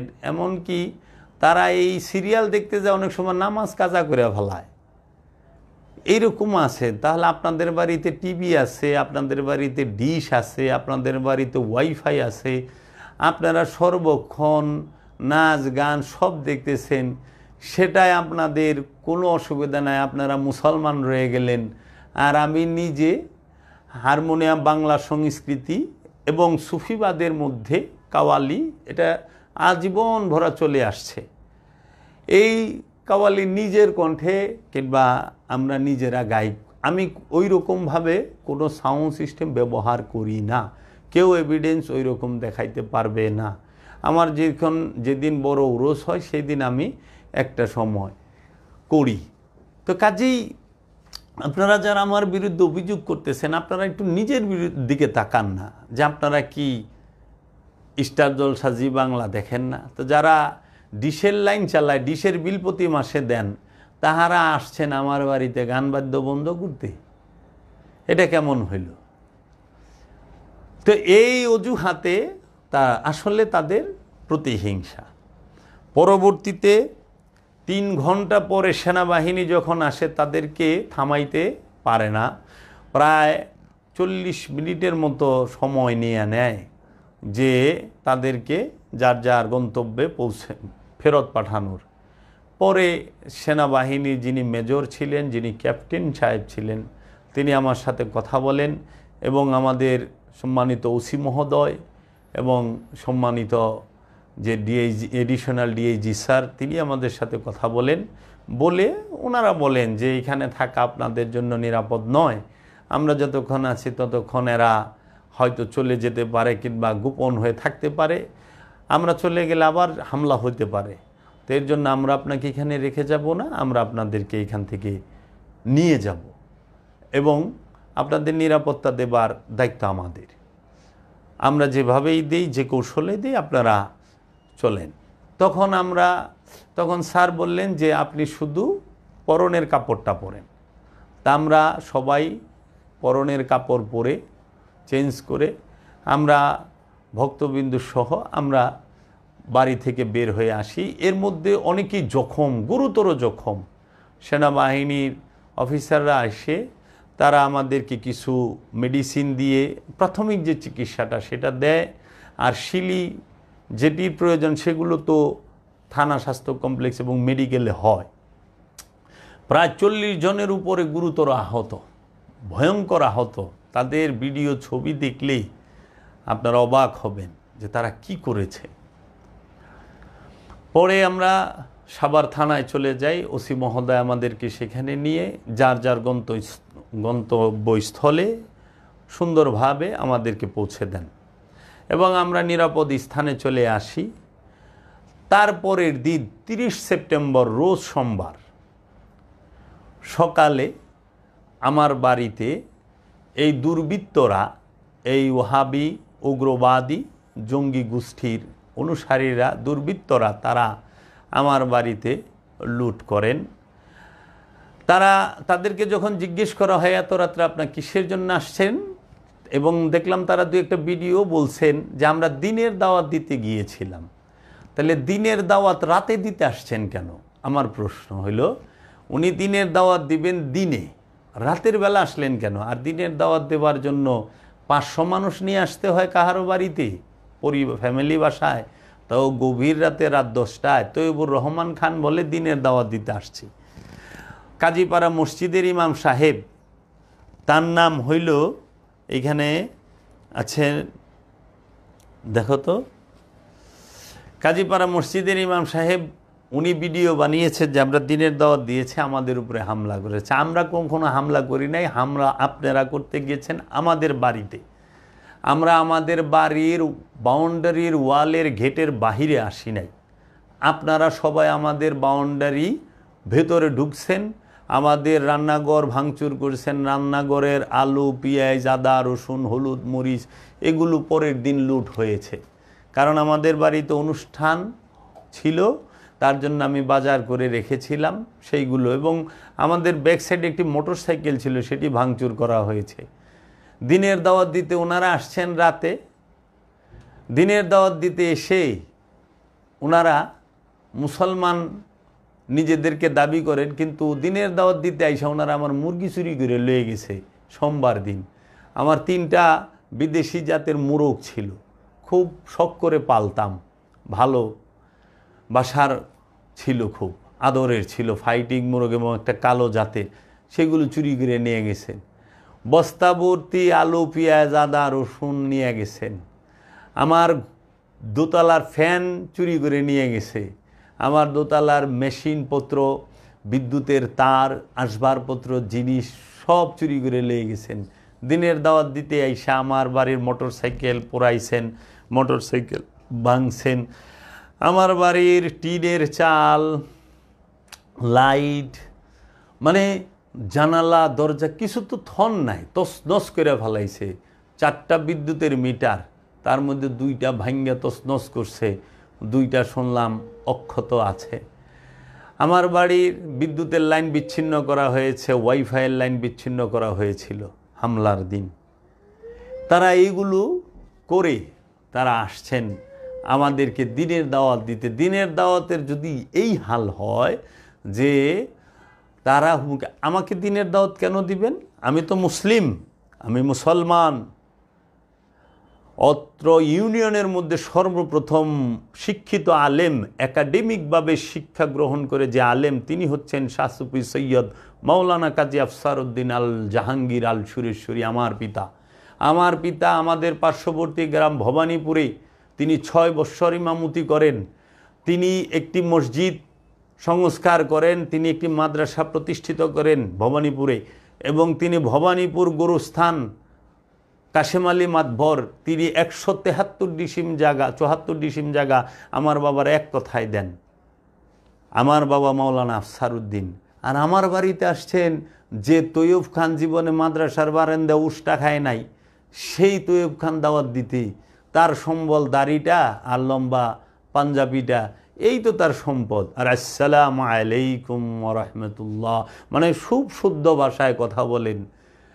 কথা শুনলে মনে হইব লোকটা একের ফেরেশতা, কিন্তু একটা কর্মজীবনে ভালো এবং জনকল্যাণের আমরা দেখি নাই। উনি প্রমাণও দিতে পারবেন উনি জনকল্যাণে কিছু করছে। আর আমার বাবা তার জীবনে মসজিদ প্রতিষ্ঠা করছে, মাদ্রাসা প্রতিষ্ঠা করছে, এবং তিনি গুরুস্থানের জন্য জায়গা নিয়ে সেই দলিল তার নিজ হাতে করা রাজসাক্ষী আমার বাবা নিজে। আমার বাবা মানুষকে সব সময় উপকার করছে। এমনকি তৈয়ব খার ভাই বোনরে পড়াশোনার খরচ ভাইয়েদের, দিদার সাহেবকে পড়াশোনা করাইছে আমার বাবা মাদ্রাসায়। একটু খোঁজ নিয়ে দেখবেন। তারা আমাদের তৈয়ব খার শুধু একটা চিন্তা যে আমরা তো পীর সাহেব নামের আমাদের মুরিদ নেই, কিন্তু এখন যদি নতুন কোনো সুফি পীর দরবার হয়ে যায়, মাজার হয়ে যায়, তাহলে তো আমাকে খাওয়া শেষ। এই আধিপত্য যেন হাত থেকে না ছুটে, এর জন্য তিনি ষড়যন্ত্র করে আমাকে হত্যা করার চেষ্টাটা তাহারা করেছেন। এদের সাথে আমাদের এলাকার কিছু বখাটে ছেলে দিনের দাওয়াত দিতে আসছে, যে ইয়াবা ব্যবসা করে, তিনি যে আমার খাসি চুরি করে লেগে গেছে, খাসি চুরি আইছে আমারে দিনের দাওয়াত দিতে, মোরগ চুরে আইছে আমারে দিনের দাওয়াত দিতে। আমি কি বলবো? এই ইসলামকে চাইছি। ইসলাম অর্থ শান্তি, ইসলাম অর্থ আত্মসমর্পণ। শান্তি এবং আত্মসমর্পণ, ইসলাম শব্দের অর্থই আত্মসমর্পণ। আর যে আত্মসমর্পণ করেন তাকে বলা হয় মুসলিম, মুসলমান। মুসলমানকে আল্লাহ রসুল বলছেন, যার হাতের দ্বারা, যার জবানের দ্বারা, যার কর্মের দ্বারা অন্য মানুষ নিরাপদে থাকে, তিনি মুসলমান। মুসলমানকে, মুসলমান হইতে গেলে কি করতে হবে? নিজের জান মাল, সহায় সম্পদ, ইজ্জত, সম্মান সব কিছু থেকে আল্লাহর রসুলকে বেশি ভালোবাসতে হবে, সে মুসলমান। মুসলমানকে যে কোরআন, রবের বাণী, রসুলের বাণী আল কোরআন এবং রসুলের জীবন আদর্শকে অনুসরণ করবে, রসুলকে অনুসরণ করবে, সে হবে মুসলমান। রসুল তো কাহারো বাড়িতে আগুন দেয় নাই। আগুন তো দিছিল এজিদ কারবালায়, ইমাম হুসেন আলাইহিসসালামের তাঁবুতে। ইমাম হুসেন আলাইহিসসালামের পরিবারের তাঁবু ছিনায় নিছে, পুইরা দিছে আগুন দিয়া এজিদে। ইমাম হুসেন আলাইহিসসালামের মেয়ে এবং স্ত্রীদের যে নেকাব, পর্দা, পোশাক, সেটা ছিনিয়ে নিছে।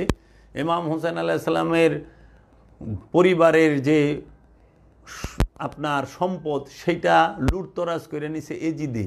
তা আপনারা যতটি কর্ম করছেন, একটা কর্ম তো মুসলমানের না। আপনারা রাতের বেলা আসছেন হত্যার উদ্দেশ্যে, এটা আরবের কাফেরদের চরিত্র। আপনারা আমার বাড়িতে আগুন দিলেন, মোটর সাইকেল পোড়ায় দিলেন, পেট্রোল বোমা মাইরা দিলেন, সেইটা এজিদের বাহিনীর চরিত্র। আপনারা আসলেন, আমাদের সহায় সম্পদ, লক্ষ লক্ষ টাকার জিনিসপত্র আপনারা লুট করে নিয়ে গেলেন, এটা তো এজিদের চরিত্র, এজিদ বাহিনীর চরিত্র। আপনারা আসলেন, আপনাদের কাছে আমাদের জানমালের কোনো নিরাপত্তা নাই, এটা তো কোনো নবী, রসুল, সাহাবা এবং কোনো ওলি আল্লাহর কর্ম নয়। এই সমস্ত কর্মগুলো হয় যারা নবী, রসুল, আওলাদে রসুল এবং ওলিয়া উলিয়া কেরামের বিরুদ্ধে ছিল সারা জীবন তাহাদের। তাহলে এইখানেই তো প্রমাণ হয় যে আপনারা কি আপনারা মসজিদে নামাজ পড়েন, আপনারা আমাকে হত্যা করেন। আমাদের মসজিদের ইমাম সাহেব হাসিবুর রহমান সাঈদ, তিনি একজন হত্যা পরিকল্পনাকারী, একটা পরিবারকে হত্যার পরিকল্পনাকারী এবং সশরীরে সেইখানে নেতৃত্ব দানকারী। তাহলে একজন যার নিয়তে খুন এবং ধ্বংস লুকায় থাকে, সেই ইমাম হয় কিভাবে? সেই ইমাম হয় কিভাবে? তার পিছে নামাজ হয় কিভাবে? যে রাতের আধারে অন্যের বাড়িতে হামলা করে, তার পিছে কি নামাজ হয়? যে মুসল্লিরা তার পিছে নামাজ পড়েন, তারা কি ইমাম হইতে পারে? আর এটা তো মুসল্লির গুণে নেই। মুসল্লি আমানত রক্ষা করে এবং ওয়াদা রক্ষা করে, আর আপনারা তো পরের আমানত ধ্বংস করার জন্য এসেছেন। তাই আগে জানতে হবে ইমাম কাকে বলে, ইমাম শব্দের অর্থ কি। ইমাম শব্দের অর্থ নেতা, যাহাকে নিয়ত এবং কর্মের সামনে রাখা হয় তিনিই হলেন ইমাম। ইমাম শব্দের অর্থ নেতা, যাহাকে নিয়ত এবং কর্মের সামনে রাখা হয় তিনিই হন ইমাম। আপনারা দেখবেন মসজিদে আপনি নামাজ পড়তে গেলে বলেন বিহাজাল ইমাম, এই ইমামের পিছনে। এবং ইমাম সাহেব রুকু সেজদা যেভাবে করেন, সাথে সাথে আপনি দেখে দেখে করেন। তাই ইমাম সেই হয় যাকে নিয়ত এবং কর্মের সম্মুখে রাখা হয়, আর সেই ইমাম সাহেব নিজেই হত্যা করার জন্য ময়দানে নেমে যান। এই ইমাম সাহেব নিজে ফিতনা সৃষ্টি করেন। আল্লাহ কোরআনে সূরা বাকারার 191 নম্বর আয়াতে বলে দিছেন যে কি, ওয়া ফিতনাতু আসাদ্দু মিনাল কাতলে, ফিতনা সৃষ্টি করা খুন হইতো জঘন্য। এখন যে ফিতনাবাজ ফিতনা সৃষ্টি করেছেন, তার কাছে জ্ঞান ওই রকম প্রসিদ্ধ তার কাছে না। তিনি জানেন জ্ঞানে যুক্তিতে দলিলে আমি পারবো না, তাই তিনি হাতিয়ার নিয়ে রাতের আধারে হামলা করতে এসেছেন। তাই আমরা এই ঘটনার যে ঘটেছে, পরের দিন আমার বাড়িতে এই রাতে তো সবাই লাইভে এই ঘটনা দেখেছে। 29 সেপ্টেম্বর থেকে শুরু হয়ে 30 সেপ্টেম্বর রাত ভোর 4টার দিকে আমরা বাড়ি থেকে বের হই, আনুমানিক 4টার দিকে সেনাবাহিনীর নেতৃত্বে। আমরা বাসা থেকে বের হওয়ার পরে আমাদের বাড়িতে তারা লুট চালায় এবং আমাদের অনেক কিছু তারা লুটে নিয়ে যায়। যখন মানুষ লাইভ দেখে সকালে এসেছেন, যারা আমার প্রিয়জন, বন্ধুবান্ধব এবং ভক্ত মুরিদ আশেকান, যারা অন্য দরবারের মধ্যে এইরকম, প্রায় সেই দিন আনুমানিক 60 থেকে 70 জন লোক এসেছিলেন। তাদের অধিকাংশ মানে সবাইকেই তারা যারে ধরতে পারছে তারে বেধড়ক মারছে। কারো হাত ভাঙ্গা দিছে, কারো মাথা ফাটায় দিছে, কারো নীলা ফোলা জখম বানায় দিছে। সবার কাছ থেকেই মোবাইল ফোন এবং নগদ টাকা পকেটে যা ছিল সেগুলো ছিনতাই করে রেখে দিয়েছে। আমরা যখন তাদেরকে জিজ্ঞেস করি এবং তাদেরই করি, আমরা ঘুরে ফিরে বেশ কিছু ইয়াং ছেলেপেলের নাম পাই। আমরা আশা রাখব আইনশৃঙ্খলা বাহিনী কোনোভাবেই যেন তাদেরকে ছাড় না দেয়।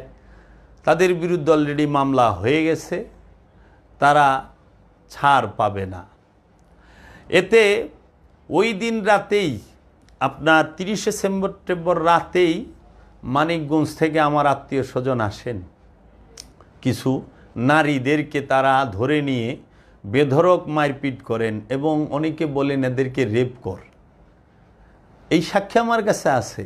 2 জন সাভার থেকে আসছিলেন, একজনের 2টা ছেলে, তাদেরকে ধরে নিয়ে ব্রিজের নিচে বেঁধে রাখা হয়েছিল এবং বলা হয়েছিল ওদেরকে জবাই করে ফেল।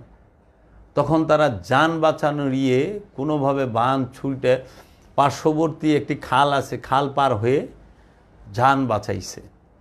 তারা কাঁদে আর বলে, আমার আপন বোন জামাইকে বেধড়ক মায়ের, তারা 3 জন এসেছিলেন, আমার বোন জামাইয়ের হাতটা তাহারা এমনভাবে রড দিয়ে তাদেরকে আঘাত করছে হাতে পায়ে এবং তাদের শরীরে, কাজীপাড়া ব্রিজের এইখান থেকে।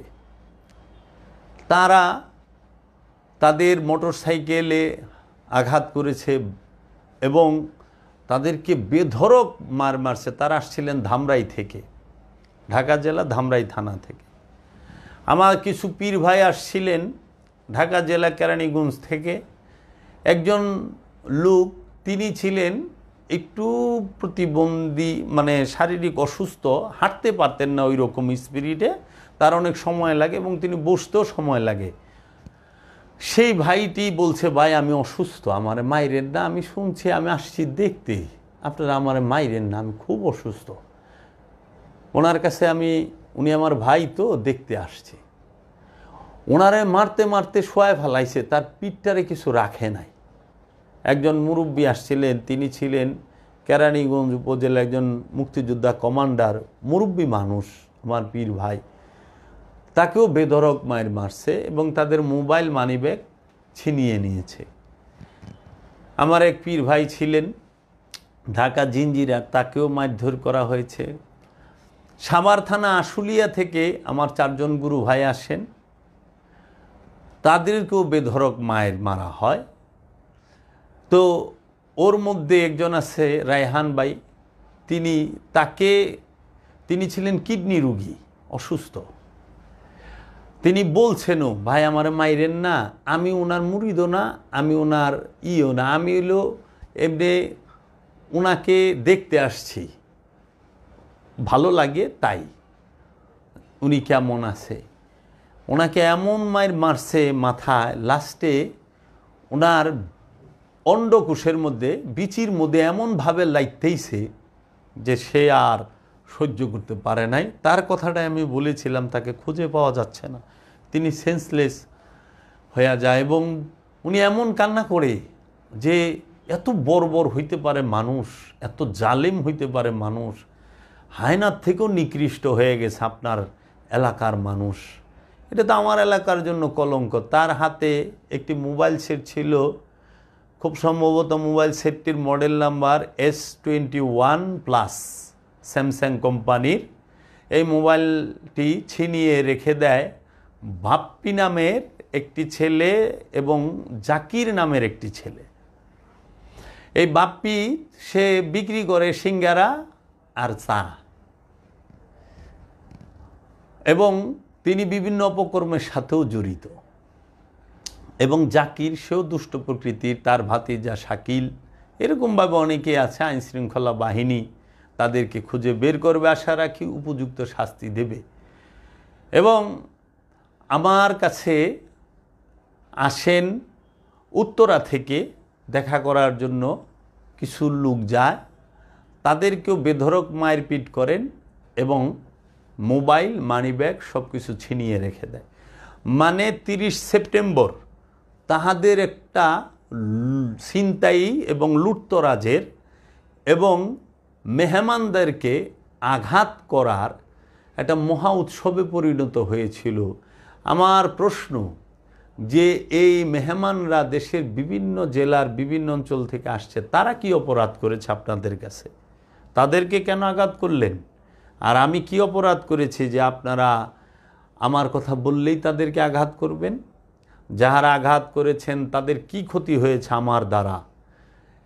আমি এইগুলো এই আইনশৃঙ্খলা বাহিনীর কাছে এবং মহামান্য আদালতের কাছে, বাংলাদেশের আইনের কাছে এর সুষ্ঠু বিচার চাই, তদন্ত সাপেক্ষে। এরা যে এইগুলো করলো, কি অপরাধের কারণে করলো, কি করা হয়েছে? আমার প্রতিটা আলোচনা থাকে 3 ঘন্টা, 2.5 ঘন্টা, 2 ঘন্টার। প্রতিটা আলোচনার মধ্যে 20 সেকেন্ড, 30 সেকেন্ডের কাটিং আইনা অনেকে তাদের ইউটিউব চ্যানেল, ফেসবুক পেজকে ইমপ্রুভ করার জন্য, এটাকে ভাইরাল করার জন্য তারা কাটিংটা লাগিয়ে দেয়। আপনি 20 সেকেন্ডের কথা শুনে আমাকে যাচাই করতে পারবেন? আমাকে যাচাই করতে হলে আপনার অনেক লম্বা সময় আমার সাথে বসতে হবে, চলতে হবে, দেখতে হবে, শুনতে হবে। আমরা শুধু মুসলমানই নই, আমরা মানুষকে মুসলমান হওয়ার শিক্ষা দান করি। আমার বাড়িতে যত মানুষ আসে কেউ বলতে পারবে না কোনো দিন আমার বাড়ির কোনো মানুষ কারোর সাথে খারাপ ব্যবহার করেছে। তারা অত্যন্ত বিনয়ী, ভদ্র এবং ভালো, এবং তারা আসেনি দিনের শিক্ষা নেবার জন্য, এলমে তাসাউফের শিক্ষা নেবার জন্য, দাইমি সলাতের শিক্ষা নেবার জন্য, কোরআন ও হাদিসের নিগুড় যে রহস্য সেই বিষয়ে কিছু এলেম এবং কিছু জ্ঞান অর্জনের জন্য। তাই যে যতটুকু জানবে সে ততটুকুই বলবে। জ্ঞান অসীম, জ্ঞানের সীমা নাই। আর কোরআনুল কারিম, কোরআনুল মাজিদ, কোরআনুল হাকিম বিজ্ঞানেরও বিজ্ঞান, উইজডম, হেকমতের মহাসমুদ্র। এই হেকমতের মহাসমুদ্রের কুল কিনারা নাই, শেষ নাই। তো কাজেই আপনারা যতটুকু জানেন ততটুকু দিয়ে বিচার করেন না যে এই পর্যন্তই শেষ, এর বাহিরে কিছু নাই। এইটা মনে করেন না, জ্ঞানের শেষ নাই। এক একজনের কাছে এক এক জ্ঞান আছে, তাই আপনারা জ্ঞানের চর্চা করেন। আমরা তৈয়ব খানকে প্রশ্ন করেছে আমার ভাই বোনেরা, সে কোনো সদুত্তর দিতে পারে নাই, কোনো সদুত্তর দিতে পারে নাই। এখন আমার শ্রদ্ধেয় গ্রামবাসী, আমার এলাকাবাসী, নিকরাইলবাসী, আপনারা যে এইরকম একটা অত্যাচারের মধ্যে সামিল হয়ে গেলেন, আপনাদের কাছে আমার একটা মিনতি। আপনাদের সামনে আমি যদি জিজ্ঞেস করি, ভাই আমি আপনাদের কি ক্ষতি করেছি, আমি আপনাদের কাছে কি অপরাধ করেছি, আপনারা বলেন তো। আপনারা কি কেউ আমার কাছে একদিন এসেছেন? আমার কাছে কেউ একদিনও আসেন নাই। আমার সাথে দুই একদিন বসে কথা বলেছেন না। আমরা কি কারো সম্পদ মাইরা খাইছি? না। আমরা কি কারো রাস্তা বন্ধ করছি? না। আমরা কি কোনো ঘুষ খেয়েছি? না। আমরা কি সুদ খেয়েছি? না। এখন বললো ও বাড়ি করছে কোথা থেকে? আরে বাড়ি করছি কোথা থেকে সেটা আপনার প্রয়োজন কি? আমি তো বাড়ি করছি 2008 সালে।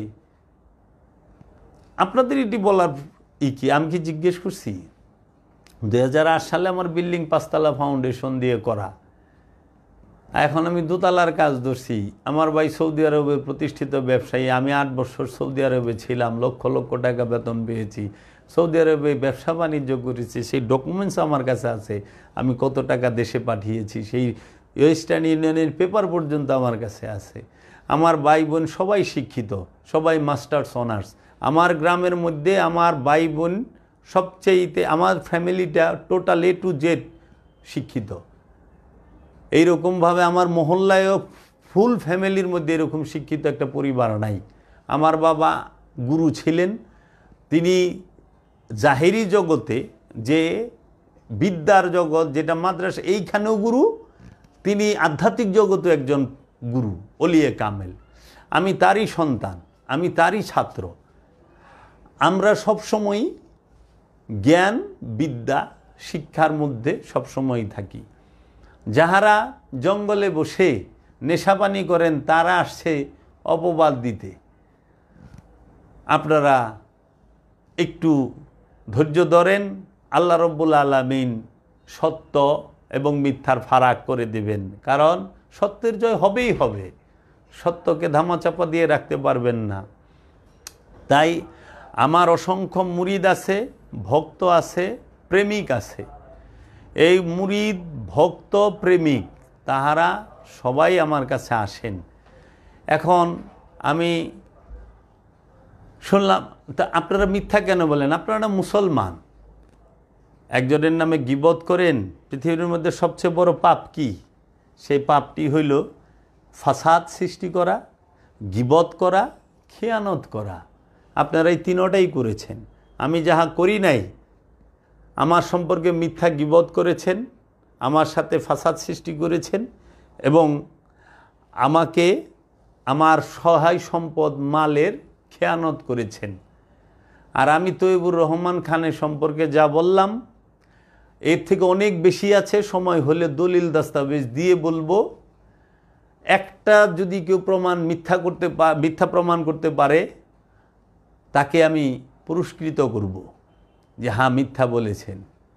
হয়তো তাদের ফ্যামিলির ডরে কেউ কিছু বলেন না। খাস জমি দখল করে কি ওলি আল্লাহ পীরে কামেল খাস জমি দখল করে রাখে? ওনারা তো খাস জমি দখল করে রাখছেন, সরকারি জমি নিজেরা দখল করে রাখছেন। তাহলে আসবে।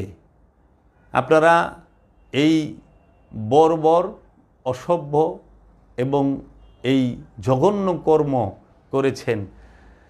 মেহমানকে কাফেরেরাও পিটায় না, আর আপনারা এমন মুসলমান যে আপনাদের এলাকায় কোনো মেহমান আসলে সে হাত পা ভেঙে তার যাইতে হয়, রক্তাক্ত হয়ে যেতে হয়, শরীরে মাথায় শিলি লাগে, তাদের জান মাল সমস্ত কিছু হুমকির মুখে পড়ে যায়। আপনারা নামাজি, নামাজ পড়ে মানুষ মারেন। তাই তো বলি, এই আপনাদের সাথে আমার এই জন্য মিলবে না। আমার ভক্তরা কারো ক্ষতি করে নাই, কাউরে আঘাত করে নাই, আমি তো করিই নাই জীবনে। কার চুল কত বড় রাখবে এটা তার ব্যক্তিগত বিষয়, কার দাড়ি মুছ কত বড় হবে সেটা তার ব্যক্তিগত বিষয়, কে দাড়ি চাইসা ফালাই দিব, কে দাড়ি লম্বা রাখবো এটা তার ব্যক্তিগত বিষয়। আপনি নির্ণয় করে দেবেন? গ্রামের মানুষ নির্ণয় করে দেবে আমার বাড়িতে কে আসবে কে আসতে পারবে না? এটা কি গ্রামের মানুষ নির্ণয় করবে? এটা কি আপনি নির্ণয় করবেন? তাহলে আপনারটাও তো আমি নির্ণয় করে দেব। আগে নিজে শুধরান, পরে অন্যকে।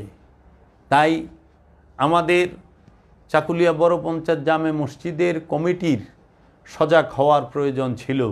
এত বড় একটা ঘটনা ঘটে গেল, তাহারা কিছুই করতে পারলেন না, তাদের কন্ট্রোলের বাইরে চলে গেল, ফিরাইতেও পারলেন না। যদি তাদের এলেমের জোর থাকে তারা অনলাইন আমার সাথে বসুক, অথবা মাননীয় শিক্ষা অফিসার, ইউনো মহোদয় এবং ওসি মহোদয় এবং ডিসি মহোদয়ের কে সামনে রেখে তাদেরকে বলবো যে কোনো একটা বিষয় চুজ করেন, কোরআন থেকে যে কোনো একটা বিষয় সম্পর্কে আপনারা আমার সাথে বসবেন। কোরআনের মধ্যে, কোরআনে অনেক বিষয় আল্লাহ রাব্বুল আলামিন আলোচনা করেছেন। রূহ নফস নিয়ে আলোচনা করেছেন, আমানু এবং মুমিন নিয়ে আলোচনা করেছেন, এবং ঈমান নিয়ে আলোচনা করেছেন, এবং অনুকরণ সম্পর্কে আলোচনা হয়েছে, এবং কোরআনুল মাজিদের জাত সিফাত ওয়াহেদ আহাদ এই বিষয়ে আলোচনা হয়েছে। কোরআন মাজিদে নবী এবং রসুলের পার্থক্য সম্পর্কে আলোচনা হয়েছে। কোরআনুল মাজিদে ফেরেশতা সম্পর্কে আলোচনা হয়েছে। কোরআনুল মাজিদে সলাত সম্পর্কে আলোচনা হয়েছে, এবং সিয়াম, হজ, জাকাত, কুরবানি যে কোনো একটা বিষয় চুজ করেন। আপনারা বলবেন, সারা দেশ লাইভ দেখবে, ইউটিউব লাইভ থাকবে, ফেসবুক লাইভ থাকবে, এবং যদি টিভি চ্যানেল আসতে চায়, সোশ্যাল মিডিয়া আসতে চায়, আসবে। বসি দেখি এলেমের জোর কার আছে, কার কতখানি এলেমের জোর আছে। আপনারা বসেন, আমি তো আপনাদের ওপেন ডিক্লেয়ার আলোচনা করি, আসেন বসি। অথবা যদি ইউনো মহোদয়, ডিসি মহোদয়ের সম্মুখে বসতে না চান, আসেন আমরা সোশ্যাল মিডিয়ায় ফেসবুক লাইভ করি, ইউটিউব লাইভ করি। আপনারা আপনাদের স্থান থেকে, তৈবুর রহমান খান তার বাড়ি থেকে বসুক, বেরাইদ মাদ্রাসার প্রিন্সিপাল তার মাদ্রাসা থেকে বসুক, কাজীপাড়ার ইমাম সাহেব তার মসজিদ থেকে বসুক, আমাদের ইমাম সাহেব একটা বিষয় চুজ করেন, দেখি মিজান বলেন, হাসর বলেন, পুলসেরাত বলেন, কোন বিষয়ে বসবেন। অবশ্যই বিষয়টি কোরআনের হইতে হবে, কোরআনের বাহিরে কোনো বিষয়, যে কোনো এক বিষয়ে দেখি আপনাদের কতখানি এলেমের জোর আছে। আমি জানি এলেমের জোরে আপনারা টিকবেন না, এর জন্যই তো আপনারা হাতিয়ার নিয়ে এসেছেন, মানুষ খেপায় নিয়ে আসছেন। আমি কোনো সাধারণ মানুষকে কখনোই হয়রানি করব না, আমার দ্বারা হবে না। আমার এটা কোনো দুঃখ না, এটা আমার উপরে হয়তো জমা ছিল আল্লাহ রব্বুল আলামিন রাহমাতাল্লিল আলামিন এবং আমার দয়াল মুর্শিদ কেবলা ও কাবার পক্ষ থেকে, যে পৃথিবীতে যত নবী রসুল উলিয়া উলিয়া ইকরাম আছেন, আহলে বাইত আলে রসুল আছেন, সবাই আঘাতপ্রাপ্ত হয়েছে, সবাই তাদের বাড়িঘর থেকে উচ্ছেদ হয়েছে, হিজরত করতে হয়েছে। দেখেন, যিনি নবীর নবী, রসুলের রসুল, রহমাতাল লিল আলামিন, সেই রহমাতাল লিল আলামিনেরও তার মক্কা থেকে, এই মক্কার গুন্ডারা, মক্কার সন্ত্রাসেরা আল্লাহর হাবিবের বাড়ি থেকে তাকে তাড়িয়ে দিয়েছে। হিজরত করা লাগছে 52 বছর বয়সে। রহমাতাল লিল আলামিনের মদিনায় হিজরত করেছেন। আল্লাহর হাবিবের দান মোবারক শহীদ হয়েছেন, আল্লাহর হাবিবের রক্ত মোবারক ঝরেছে। তিনি নবীর নবী, রসুলের রসুল, যার জবান মোবারক দিয়ে রবের বাণী আল কোরআন এসেছে, যার জবান মোবারক দিয়ে রবের বাণী আল কোরআন এসেছে। আল্লাহর হাবিব বলেছেন, মান রানি ফাকাদ আল হাক্কা, যে আমাকে দেখেছে কোনো সন্দেহ নাই সে আল্লাহকে দেখেছে। সেই রহমাতাল লিল আলামিনও হামলা এবং অত্যাচারের শিকার হয়েছে। আল্লাহর হাবিবের যিনি নূরের আওলাদ, যার সম্পর্কে আল্লাহর হাবিব বলছেন, মান কুনতু মাওলাহু ফাহাজা আলিয়ুন মাওলাহুম, আমি যার মাওলা এ আলীও তার মাওলা। সেই মাওলা আলী করমাল্লাহু ওয়াজহু, সেই মাওলা আলী তিনি আঘাতপ্রাপ্ত হয়েছেন, তাহার জীবন উৎসর্গ করতে হয়েছে, তিনিও শহীদ হয়েছেন, তাকেও হত্যা করা হয়েছে। দেখুন সৈয়দাতুন নিসা মা ফাতেমাতুজ জাহরা আলাইহিস সালাতু ওয়াস সালাম, রসুলের কন্যা, তিনিও শাহাদাত বরণ করেছেন। দেখুন মাওলা আলী এবং রসুলের যে আওলাদ, মাওলা হাসান, মাওলা হুসাইন, তাহাদেরকেও ঘর বাড়ি থেকে উচ্ছেদ করা হয়েছে, শাহাদাত করা হয়েছে। নির্মমতা এতখানি যে আল্লাহর রসুলের বংশের একজন সদস্য, মানে পাক পাঞ্জাতনের একজন সদস্য রসুলের পাশে তার রওজায় শোয়ার সৌভাগ্য তাদের হয় নাই, তাদেরকে দিতে দেওয়া হয় নাই। রসুলের রওজা মুবারকের ডাইনে বায়ে রসুলের আওলাদ, রসুলের বংশ একজনও নাই। আপনি যা দেখেন মাওলা হুসাইন কারবালার প্রান্তরে, তিনি তার ঘর বাড়ি, সহায় সম্পদ, ইজ্জত সম্মান সব কিছু থেকে তিনি বঞ্চিত হয়েছেন এবং নির্যাতিত, নিপীড়িত হয়েছেন। তিনি মজলুম। তার আওলাদদেরকে তার চোখের সামনে শহীদ করা হয়েছে। মাওলা হুসাইনকে শহীদ করা হয়েছে তার স্ত্রীদের চোখের সামনে, তার কন্যার চোখের সামনে। তাই আমি বলবো, এই 2024 সালে আমি নিজে আমার সন্তান, পরিবার এবং ভক্ত প্রেমিকদেরকে নিয়ে মনে হয় স্বচক্ষে কারবালার সেই রণক্ষেত্র দেখলাম, যে 4 থেকে 5 হাজার মানুষ, মাত্র নিরীহ এই নারী পুরুষ মিলিয়ে 60 জন মানুষের উপরে কিভাবে ঝাঁপায়া পড়ে। অলি আল্লাহদেরকে শহীদ করা হয়, সাহাবায়ে কেরামদেরকে শহীদ করা হয়। তো এটা তো হবারই, এটা হয়। এর জন্যই তো আল্লাহ বলছে, আমার কাছে ধৈর্য ধারণ করো। আজকে 29শে সেপ্টেম্বরের পর থেকে আজ পর্যন্ত, আজকে 5ই অক্টোবর, আমি 7 দিন ধরে আমার বসত বাড়িতে আমার ফ্যামিলির সদস্যরা কেউ যাইতে পারে না। আমার বসত বাড়ির লুটতরাজ হয়েছে। আমার বসত বাড়িতে যাওয়ার কোনো পরিবেশ, কোনো কিছুই আজ পর্যন্ত আইনশৃঙ্খলা বাহিনীও এই পরিবেশ তৈরি করলো না। গ্রামের যারা বলেন আমরা গণ্যমান্য, তারাও করেন নাই। কাহারও তরফ থেকে আমাদের কাছে এই অফার আসে নাই যে আপনারা আপনাদের বাড়িঘরে বসত করেন। উল্টো তারা আমাদের বিরুদ্ধে বিভিন্ন ষড়যন্ত্রে লিপ্ত। তো আমি আশা করব তাদের সুবুদ্ধির উদয় হবে এবং এই তৈয়ব খানের এবং মসজিদের ইমাম, মাদ্রাসার প্রিন্সিপাল, কাজীপাড়া এবং নিকরাইল মসজিদের ইমাম সাহেব, এদের খপ্পরে যেন সাধারণ মানুষ না পড়ে। কারণ এরা ধর্মান্ধ উগ্র, এরা ওহাবি ধর্মান্ধ উগ্র গোষ্ঠী। আপনারা তো সাধারণ মানুষ, আপনারা এদের খপ্পরে পড়েন না।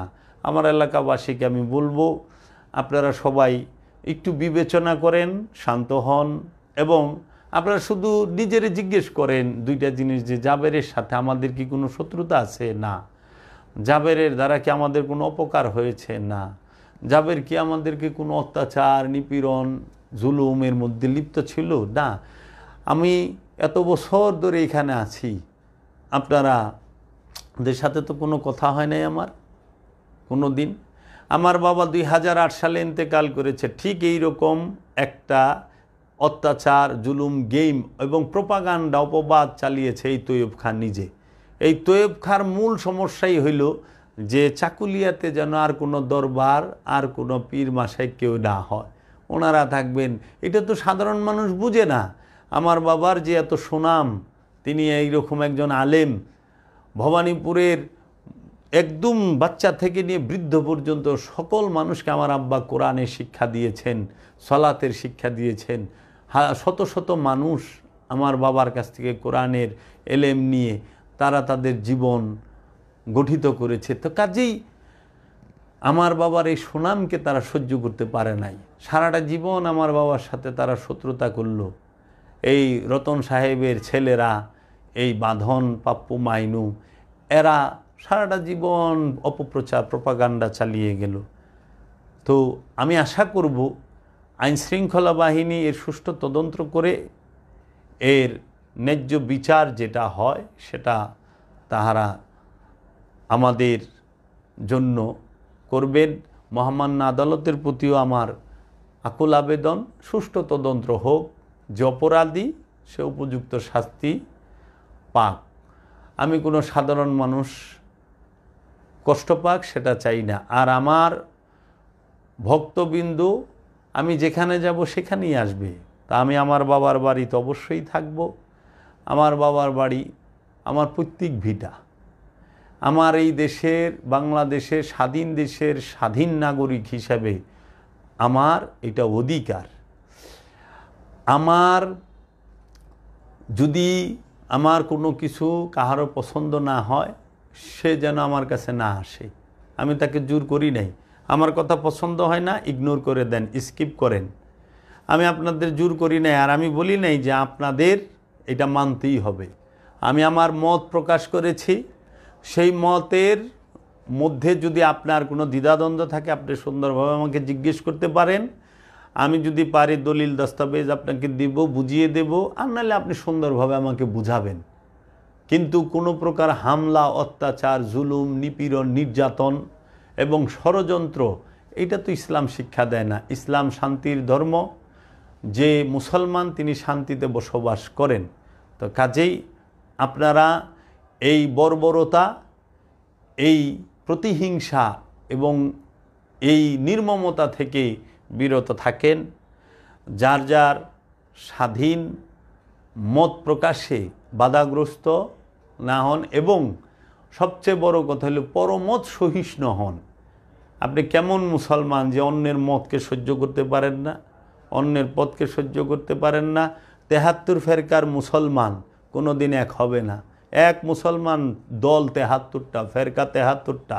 আপনি যেই আলেমের বয়ান শুনেন আগে জিজ্ঞেস করেন আপনি কোন মতাদর্শের। আপনি কি ওহাবি মতাদর্শের, না সিয়া মতাদর্শের, নাকি বাটালবি, না চাকরালবি, না আশারিয়া, না গাবারিয়া, না জাবারিয়া, না মোতাজিলা, না কাদিয়ানি, না বাহাই, না দুরুজ, না এজিদি, না বুরুজি, না আহলে সুন্নাত ওয়াল জামাত? কোনটা আপনি বলেন? না আপনি লামাজহাবি, না আপনি সালাফি, কোনটা?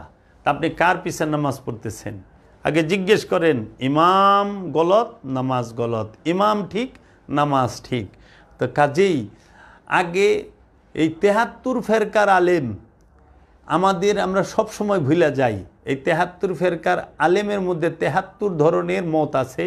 ৭৩ ফেরকার আলেমই হাদিসের দলিল দেয়, কোরআনের দলিল দেয়। এই ৭৩ ফেরকার মধ্যে অসংখ্য ফেরকার কোরআনের তাফসির আছে। তা আপনারা জ্ঞান গবেষণা করেন।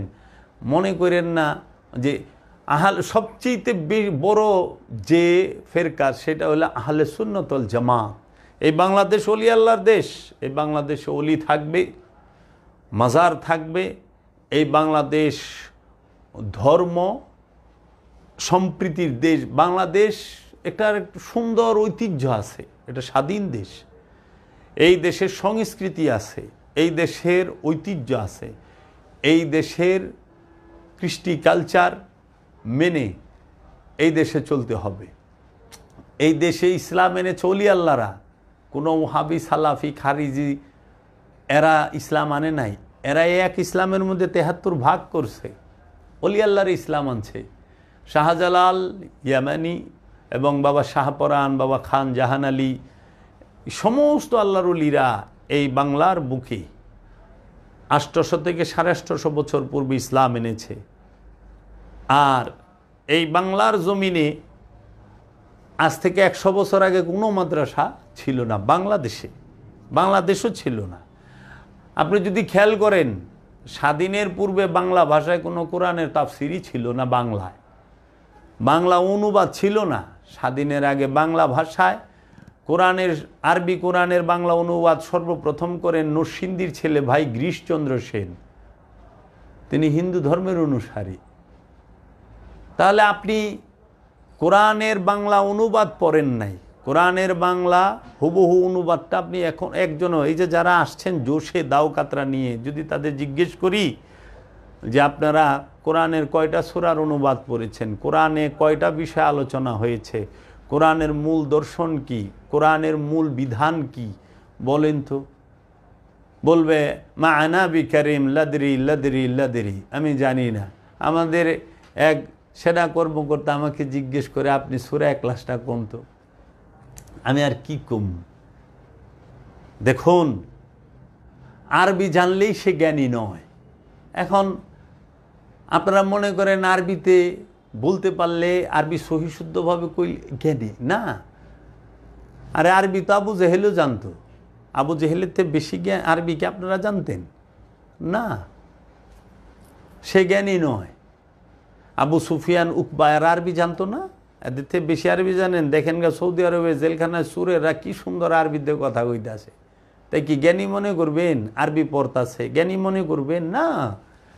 জ্ঞানী সে ব্যক্তি যে তার কলবের মধ্যে, যে তার হৃদয়ের মধ্যে আল্লাহ এবং আল্লাহর রসুলের মহব্বত ভরপুর করতে পেরেছে এবং আল্লাহ রব্বুল আলমিনের মহানূরের মধ্যে তার নফসকে ফানা করে ফেলেছে। তিনি মহাজ্ঞানী, তিনি সত্যদ্রষ্টা, তিনি চৈতন্য। এর জন্য আল্লাহর ওলি হইতে কোনো একাডেমিক শিক্ষা লাগে না, লাগে সিনার এলেম, এলমে লাদুনি, সিনার এলেম লাগে। কারণ সিনার এলেম ছাড়া ওলি হওয়া যায় না। একাডেমিক মাদ্রাসায় পড়ে আপনি ভালো একজন আরবি পড়নেওয়ালা এবং একজন বিদ্বান হবেন, ওলি হবেন না। যদি মাদ্রাসায় পড়ে ওলি হইতো তাইলে মাদ্রাসার আলেমরা যায় ওলির কাছে মুরিদ হইতো না। মাদ্রাসায় তো পীর আছে, রশিদ আহমদ গাঙ্গুহির মুরিদ সব মৌলভী সাহেবরা ওহাবি জমের। ভারতবর্ষে ওহাবিরা সবাই রশিদ আহমদ গাঙ্গুহির মুরিদ, মাওলানা আশরাফ আলী থানভীর মুরিদ। এরা ওহাবি দর্শনে বিশ্বাসী, আব্দুল ওহাব নজদির অনুসারী। আবার রশিদ আহমদ গাঙ্গুহি এবং আশরাফ আলী থানভী সাহেব, ইনাদের গুরু হইল আব্দুল ওহাব নজদি। তো ওনাদের আব্দুল ওহাব নজদিরে পছন্দ হয়েছে, নজদির কাছে হয়েছে, অসুবিধার কিছু নাই। তো যার যারে ভালো লাগে, যার যারে পছন্দ হয় সে সেখানে যাবে। আপনি কেন আমার মাথার মধ্যে লাঠি দিয়ে বাইরেবেন আর কইবেন শান্তির ধর্ম ইসলাম, শান্তির ধর্ম ইসলাম। আমার বাড়িতে আপনি পেট্রোল মাইরা আগুন ধরায় দেন আর কন আমরা দিনের দাওয়াত দিবার আইছি। এই আপনাকে দিনের দাওয়াতের নমুনা। আমরা এরকম দিনের দাওয়াত চাই না। আমরা দিনের মধ্যেই আছি, আমাদের দ্বারা কারো ক্ষতি হয় নাই, কেউ দেখাইতে পারবে না। তো এই জন্য আমি বলবো যে এলাকার বিবেকবান মানুষ যারা আছেন তারা বিবেচনা করেন আপনারা কি করবেন, আপনাদের রায় কি। আর আমার বিরুদ্ধে যারা কথা বলে তাদেরকে জিজ্ঞেস করেন আমি তাদের কি ক্ষতি করেছি। রতন সাহেবের ছেলে মাইনু, তার দূরত্ব আমার বাড়ি থেকে মিনিমাম 400 থেকে 500 ফিট। সে বলে আমি খালি গলায় গান গেলে আর ঘুম হয় না। এই সমস্যাটা কানে না, এই সমস্যাটা হলো মনে। কারণ সে সহ্য করতে পারে না এত মানুষজন আসা যাওয়া করে কেন। এটা তাদের এলাকা থেকে আধিপত্য চলে যাইতেছে, তাদের এলাকা সম্মান তাদের কমে যাইতেছে, হয়তো এরকম চিন্তা, তাদের নেতৃত্ব ছুইটা যাইতেছে, এরকমও হইতে পারে। এছাড়া অন্য কোনো কিছু নাই। তা আমি সতর্ক করব আপনারা এগুলো থেকে ফিরে আসেন। এখানেই আমি রাখতে চাই। আরও অনেক কথা আছে, আমি যদি অনেক কথা সবগুলো বলতে যাই অনেক লম্বা সময় লাগবে। আমি আইনশৃঙ্খলা বাহিনীর কাছে বলবো, কারণ সবাইকে ফোনে বলতে গেলে আমার শারীরিক অবস্থা ভালো না। আমরা যারা আহত হয়েছি 40 জন, সবার শারীরিক অবস্থা ভালো না। এখনও কাহারও কাটা ছেঁড়া শুকায় নাই, আঘাত শুকায় নাই। মানুষ দৈহিক কাটা ছেঁড়া স্পট পড়েছে চেহারায়। একজনের অবস্থা মুমূর্ষ, তার খুবই সিরিয়াস অবস্থা। আমরা সবাই দোয়া রাখছি আল্লাহ রাব্বুল আলামিন যেন তাকে সুস্থতা দান করেন। আর সবাই কাহারই কাটা ছেঁড়া এখনও শুকায় নাই, শিলি কাটে নাই। তো আমরা ভিডিও ফুটেজ সব প্রকাশ করব, আপনারা দেখতে পাবেন। আশা রাখি বাংলার জমিনে আর যেন এই রকম নেক্কারজনক ঘটনা না ঘটে। কেহই না জানিয়া কোনো উগ্রবাদী ওহাবি মৌলবীর খপ্পরে পড়ে আপনারা আন্তাজে কারো উপরে চড়াও হবেন না। আগে বিবেচনা করেন, আগে সত্যতা যাচাই করেন, তারপরে দেশে আইন আছে। এই বাংলাদেশ স্বাধীন রাষ্ট্র, গণতান্ত্রিক অধিকার আছে, এই দেশের আইন শৃঙ্খলা বাহিনী আছে। যদি কেউ অপরাধ করে, অন্যায় করে, তাকে আপনারা আইন শৃঙ্খলা বাহিনীর মাধ্যমে তার বিরুদ্ধে ব্যবস্থা নেন। আপনারা তা না করে আপনারা এই বিষয়ে শিক্ষা অফিসারকে জানালেন না, ইউনো মহোদয়কে জানাইলেন না, ওসি মহোদয়কে জানাইলেন না, সরাসরি 500 মানুষ নিয়ে 400 মানুষ নিয়ে আমাদের বাড়িতে আইসা পড়লেন জবাই করার জন্য। আর আমাদেরকে হুমকি দেয়, যদি ঢুকতে পারতাম ওরে জবাই করতাম, ওর বায়াগো জবাই করে টুকরা টুকরা করতাম, ওর বাড়ির নারীদেরকে মাঠে নিয়ে রেপ করতাম, নাউজুবিল্লাহি মিন জালিক। তাও আবার একজন মসজিদের ইমাম, আমি নাম প্রকাশ করব, সাক্ষীও প্রকাশ করব। ওনার পিছে মানুষ নামাজ পড়ে। ছি ছি ছি ছি ছি, এইরকম হইতে পারে? এর জন্যই তো অনেকেই এই সমস্ত এই উগ্রবাদী, এই সন্ত্রাসী মৌলবাদীর গোষ্ঠী থেকে মুখ ফিরিয়ে নিচ্ছে। তাহাদের সুরেলা কণ্ঠ আছে, সুমধুর কণ্ঠ আছে, কিন্তু তাদের সুন্দর চরিত্র নাই, সুন্দর স্বভাব নাই। মধুর কণ্ঠস্বর তাদের, মানুষ পাগল হয়ে যায়, দেওয়ানা হয়ে যায় তেলাওয়াত শুনে, কিন্তু তাদের সুন্দর স্বভাব, সুন্দর চরিত্র নাই। আমি তো নিজ চোখে দাঁড়ায় কারবালার মাঠের মধ্যে দেখছি এই কারবালার নির্মমতা আর ভয়াবহতা। দয়াল আমাদেরকে রক্ষা করেছেন।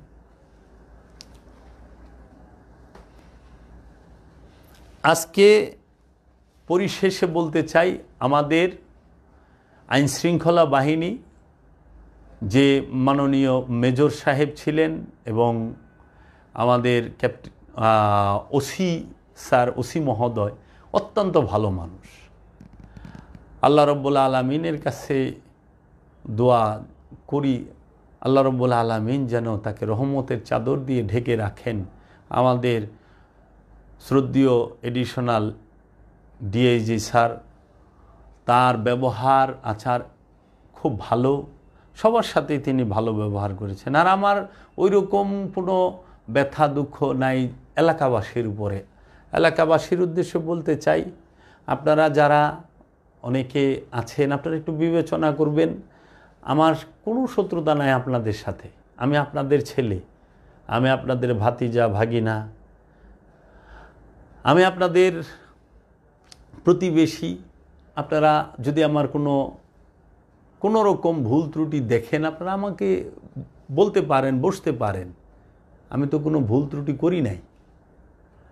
আপনারা বিবেচনা করেন যেই ঘটনাটা যে করেছেন সে কেমন লোক হইতে পারে।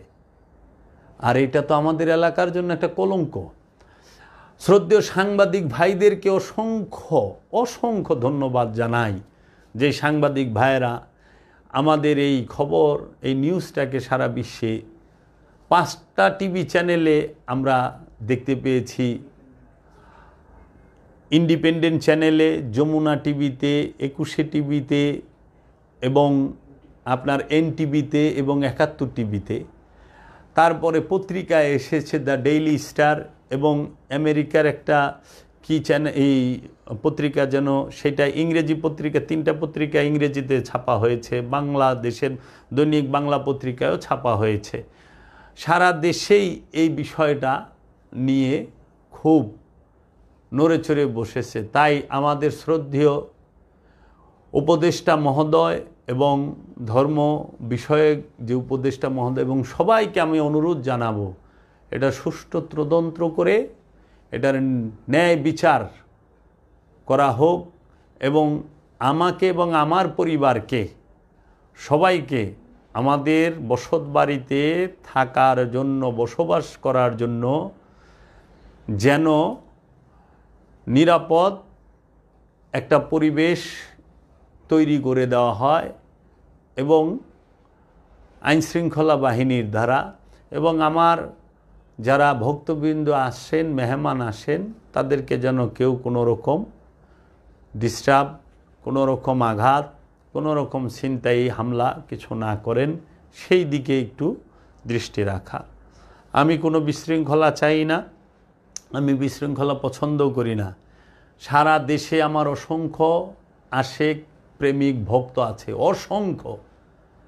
আমি সারা দেশে যা আমার অসংখ্য আশেক প্রেমিক আছে, আমি যদি ডাকি আমাদের 2-1 গ্রামে এরকম জায়গা হবে না, কারণ মানুষ আমাকে ভালোবাসে। এটা হলো ভালোবাসা, প্রেম, ভালোবাসা। তো আপনি ভালোবাসার বিরুদ্ধে দাঁড়ায় যাবেন স্বাধীন দেশে, এটা তো হইতে পারে না। আপনার ভালো লাগে না, আপনি আইসেন না, আমি আপনাকে জোর করতে যাইও নাই। আর আপনার যদি কোনো বিষয়ে কোনো সমস্যা হয়, আপনি আমাকে জানাবেন, আমি সেখান থেকে বিরত থাকার চেষ্টা করব। আমার বিরুদ্ধে মিথ্যা প্রপাগান্ডা চালিয়ে কোনো লাভ নাই, কারণ আমি কি সেটা আমাকে এবং আমার ফ্যামিলিকে দেখলেই বুঝতে পারবেন। তাই যারা আমার এই লাইভে যুক্ত ছিলেন এবং আমার ভক্তবৃন্দ, সবাইকে আমি অনুরোধ আগেও করেছি, এখনও করতেছি, যে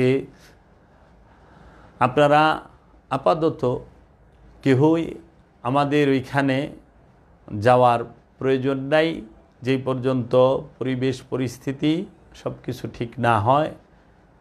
আর আইনশৃঙ্খলা বাহিনীর প্রতি অনুরোধ জানাবো, আপনারা মামলার এজাহারভুক্ত যে আসামি, তাদেরকে দয়া করে আইনের আওতায় এনে গ্রেফতার করে আদালতে সোপর্দ করবেন। এটাই আমার আপনাদের প্রতি কামনা।